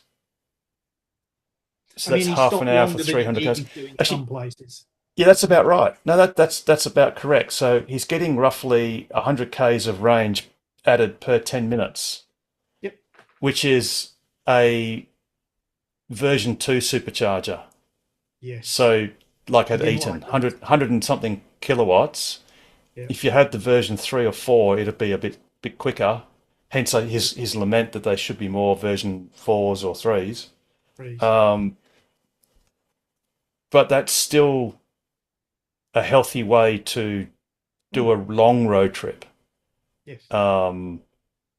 Yeah, 6 hours out of, like, if you're, well, but put it this way, if you're doing 100 kilometers an hour, that's, no, sorry, 4,000. That's 40 hours of driving. So you're adding 6 hours of rest break for 40 hours of driving. And that's not quite true, because you're not doing that in one, like in a 46-hour period. You're doing it over several days, and the nighttime charging comes for free. Yeah, 3 or 4 days, and he stopped at hotels and stuff as you do. Yeah. Yeah, I just thought I know you like that sort of thing, Harold, because you Yeah. watched it. Yeah. So you can Yeah. have a look at him. The other thing I noticed, he started his YouTube channel in ordinary cars some years ago, and then, like me, actually, he somehow found himself at a Tesla dealership one day and took a car for driver 3, I think. Yep. And he said he knew immediately this was the way forward. And then he ended up getting a Model Y as his first family car in the Tesla series. And he actually burst into tears describing it, because he's just sold it. And of course, for him, it's a meaningful part of his life, because he developed his channel going on about Teslas as he does and all that sort of stuff. And it was actually very interesting. He was really crying his eyes out, having to sell his pride. Well, I don't know if it's a pride and joy, but he's got 4 cars, so he's got to get rid of one of them. So he still has a Tesla. He's just selling his older Tesla. Yeah. So he's got a new Model Y, which they bought recently. He has some other car I can't remember, and he has a Rivian, which he's trying to get out of the lease of, and his old Model Y. As I say, if you like dry sense of humour, and this week impressions of Trump, it's a funny watch. Well, I got to say he's a bit soft, because on paper, if he did 4,000 k's in 3 days, he's only averaging 1,333 k's. So he needs to hold my beer just quietly. But and unlike him, I didn't have the use of superchargers all the way around. But anyway, I think you and Pete might have done this in the early days, and excuse my ignorance of your history, but I thought, well, next time Harold goes round, we could go together and we could do a film like that. I could film you, and you could crap on about how some of these shitty charges are in the outback, and we could post it on X or YouTube. It'd be cool. It would be champagne TV, trust me, Mike. Especially when you see me going, hey, Mike, can you get that joiner for that hose in Richmond so we can hose down the tritium and keep it cool? Yes. Oy. All right. Well, we're almost at closing time. So do we have any last drinks? Any last question or comment? I just put the graph in from the 10% charge on the 3 Teslas. It's Oh, interesting to very see. good. So the graph, I haven't seen the graph. Just what the hell is that? Oh, is that distance traveled? Oh, okay. Yeah. Distance traveled at 80 miles an hour in miles. Yeah, that's not the new Model Y though. No, That's not the Juniper. The Juniper was better. It was 126 or 7 miles they did on the 10% challenge, so it was even better. But I was surprised. It's not bad mileage for a 10% charge. Oh, a 10-minute charge. 10-minute charge. Yeah, absolutely. And even though 10% sounds freaky, if you're on the Eastern Seaboard and you navigate from one city to another, one location to another via superchargers, or even if you do this in Western Australia, when you first see the car saying you are good to proceed on your trip, and you do unplug from the supercharger, the car has actually aimed to get you to the location with 10% state of charge. So it's not that scary to arrive at with 10% because the car knows what it's doing.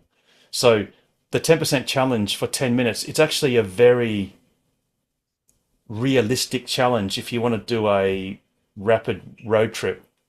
You know, arrive at 10%, plug in for 10 minutes. And of course, what they do is they run the aircon because while they're charging, although it makes a very little difference, because they want to be realistic. It's like you're sitting in the car with the aircon running, ready to go to the next location. So yeah, it's definitely a good test. And like I said, if you can drive for 200 kilometers and only charge for 10 minutes, that is super healthy because in that 10 minutes, you've had a wee, you've gone and bought a sandwich or got a coffee. And trust me, if you're on road trips, it's easy to waste more than 10 minutes. Easy. Really easy. And you'll often go, the car's screaming at you going, come on, you know, we're wasting time, chop, chop. And 10 minutes is not an impingement on people's, like if someone who owns an ICE car says, I don't want to buy a Tesla because every 200 kilometers I have to waste 10 minutes. You just look at people at roadhouses, in petrol cars filling up at roadhouses, they can waste a lot more than 10 minutes charging up. Often at a roadhouse, a quick stop's half an hour. Exactly. Yeah. Too right, because you've got lots of things to do and see and whatever and suss out and yeah. No, that's just over 20 minutes minutes on average. Yeah, exactly. Yeah, exactly. All right. Any other lasties? Can I Yes, Richard. just make a comment on the road user charge? I don't mind paying the charge. I just don't want extra admin. Like, if they can just make it, I don't know, package it up with Rego or something. I just did not want to be going and buying certificates and hopefully they'll have an option. Like if you've got an advanced car like a Tesla, you just register it in the system. You agree that Tesla hands over telemetry or odometer, whatever. And Harold, what country do you live in, and what country do you live in? Which government are you working with?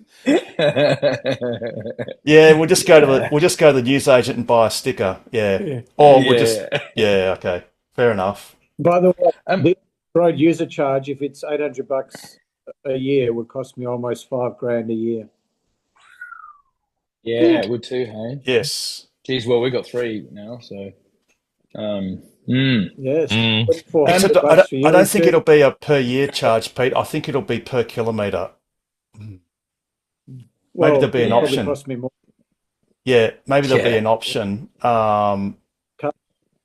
Maybe you just do 500 if just an easy thing, and then if you want, you might have to pay per kilometre with an extra admin charge or I don't know something. We don't know. I'd say they'll probably pay on Richard's type things. Here, just pay a fat fee of 800, but you can claim it back at tax time. And so, like most people won't bother. Yeah, the old. Most people just lay down the $800, forget about it. Yeah. Well, here's the irony as well, right? On an evaded lease, you get paid per kilometre that you're driving. So, like, you drive more, but you can claim back more. When some novated leases didn't some novated leases give you like a BP petrol card or something stupid? Can I get one? I can't remember now. Yeah, maybe. Yeah, maybe. Hi, Richard. I suspect that the kilometre one won't get up because I watched the Electric Viking, who's quite passionate about this week, and he was saying that according to our constitution, although there are some major things missing, you cannot introduce things which impact some areas more than members of the community more than others. So country people who would get affected. So if they're going to introduce it by kilometres, they're going to have to do something about country people. Otherwise, it's against the constitution. Are you sure he's right? Because I thought the main issue, for example, with the invalidation of the Victorian road user charge was only the federal government has the right to impose an excise because they deemed it an excise. Yes, that is correct. So the federal government can introduce taxes at this level, but they cannot discriminate against different members of the community. But what about the fuel excise discriminates against rural people because they have to buy more fuel to run their car further? Yep. Again, I'm just quoting what he said. Yeah. Look, The Electric Viking has he's got a great following on YouTube, Oh, he's but keen. he's all over the well, place. he's keen. But to be honest, he often Yeah. has opinions or forms opinions on certain things, which many of us know to be completely incorrect. And in the fullness of time, I don't even know whether he retracts them or says he was wrong, or if he bothers to do that. But there are some things he comes out with, especially stuff like you'll see on X that someone will post and he'll report it as a fact, and it's like, we know it's just not a fact. And so, yeah, look, let's see what happens. I must say, though, Image in the chat for you, Harold, to have a laugh. I must say, though, he tries to be objective and fair, and I think his heart is in the right place. Yes. Yes, he does make mistakes. I mean, we all do, but yeah. I can't put it up, James, because you didn't black out your number plate properly. I don't care about my number plate. Oh, okay. All right. Here we go. I So hide most of it. there's a shell card in the BP Plus. Awesome. So I guess, does that mean your lawnmower gets free juice? No? Oil as well. Oh, oil as well. That'd be very handy. Very, very handy. Excellent. Alrighty. Any lasties before we wrap this awesome show up? We just opened at 3:45. Oh, very good. Yeah, we did that last night too, though, John. Yeah. And then we went down, and then we sort of went up a little bit. So No, let's be positive. Yeah, Let's be positive. Come on. Bully needs to retire. Come on, let's get on. 3:45.20. Yeah, right. Very good. If anyone does want to have a Powerwall 2, they want to sell me in the next week, just let me know. PSA. Yes. That doesn't actually need to be installed, just needs to be registered. If you want to get in contact, just either send an email to secretary@tokwa.org.au or ring Tokwa's helpline, which is 62623131, and I'll pass Richard's details on to you if you've got a Powerwall 2 that you want to sell. No drama. One thing, another, I guess, Powerwall related question that I wanted to ask. So in the UK, which I'm obviously familiar with, pretty much every house has a 100 amp single phase connection. That's just standard. So I was thinking it would be fairly easy to get an upgraded 100 amp connection here. No, but I've been told it's a commercial connection. Is that correct? No. So what you've got to do is the standard. It's called a strong grid. So in metropolitan Perth, the standard single phase connection is 63 amps. Yes, you can get it upgraded, but Western Power will invite you to pay a $400 and something per kilowatt fee. That's a provisioning fee. Yeah. And that's notionally like they need to upgrade generation, or they need to upgrade substations notionally, and that's the amount it costs to upgrade a substation or their infrastructure for an additional kilowatt of demand. So, so if you want to get 100 amps, so I've got 15 63, kilowatts. Well, in theory, 15 kilowatts to 24. So 240 times. So you want an extra 9 kilowatts. So it's going to cost you, say, $420, about $4,000. Plus, they have to check that the cable coming into your house, your hat, your consumer bit, whether it's a pole or a hat, whether that's thick enough. Yep. And then you have to get an electrician to make sure that the cable coming from the hat to your switchboard is the correct diameter for the 100 amps as opposed to the 63. And then in which case, yes, you can get it upgraded. It just costs money. So yeah, you now I understand why people go 3-phase. Yes, because you can at least get 22. Yes, and you can get more. Like I said, last week and every other week, in Jundana I was offered a new connection. I said, "What what's the current? They go 80 amps per phase. I said, is there a bigger connection? They said, Yeah. yes. How much? What is it? 120. And I said, how much does that cost? Nothing. I went, yep, tick that box. But retrospectively, then Western Power have gone back and said, actually, by the way, each person is only entitled to 32 of those 120 amps. Exactly.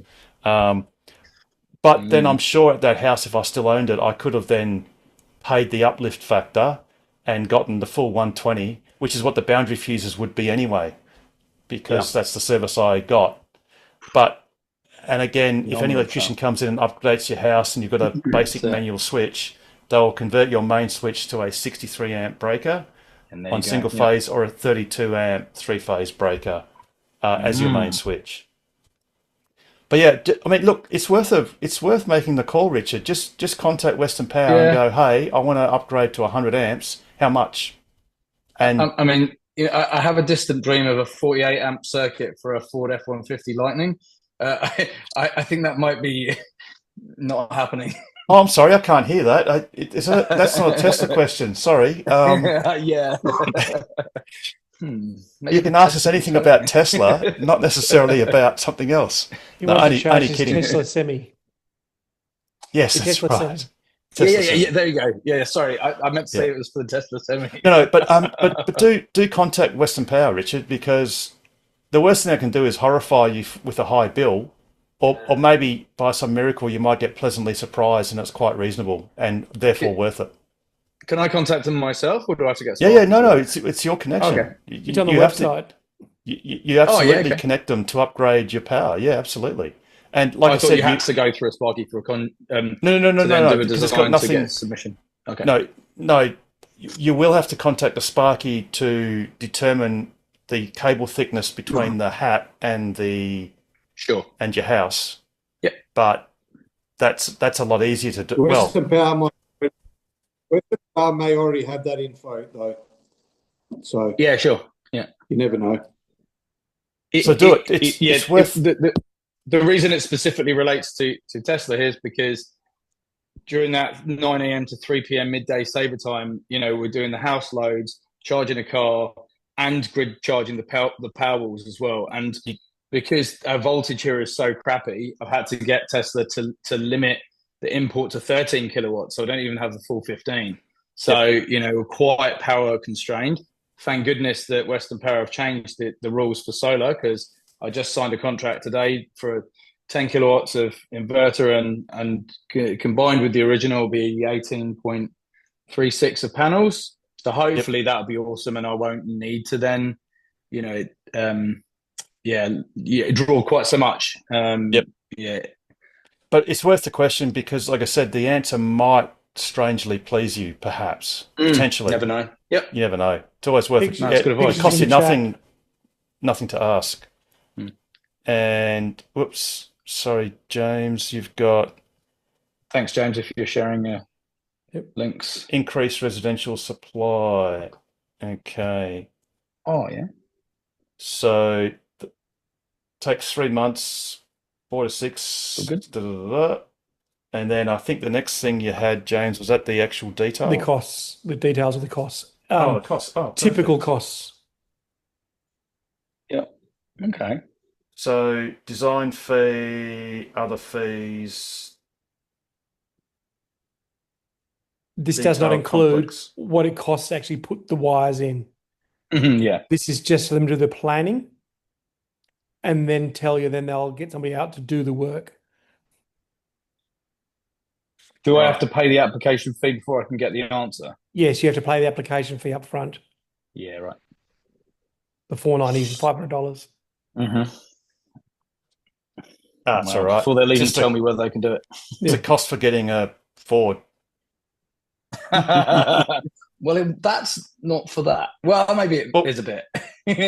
on a brighter note, Richard, Tesla's now up at $347.89, up 2.07%. Shame I've only got 15 shares then, isn't it? Yeah, that's right. All right. Okay, any lasties? I think we're all good. We're all exhausted. Excellent. All right. Well, hopefully you're not. You look fairly dressed there, Paul. Pete, how would you round out an awesome show like this as if I didn't already know? as always, stay safe, stay sustainable, and stay ahead of the curve. The best way to do that is buy a Tesla, join Tokwa, and ask us anything about accelerating the world's transition to sustainable energy and abundance. Have a wonderful week, everyone, and I really do look forward to seeing you on next week's episode of Tokwa's Ask Us Anything. Good night, everyone. Good night. No, no.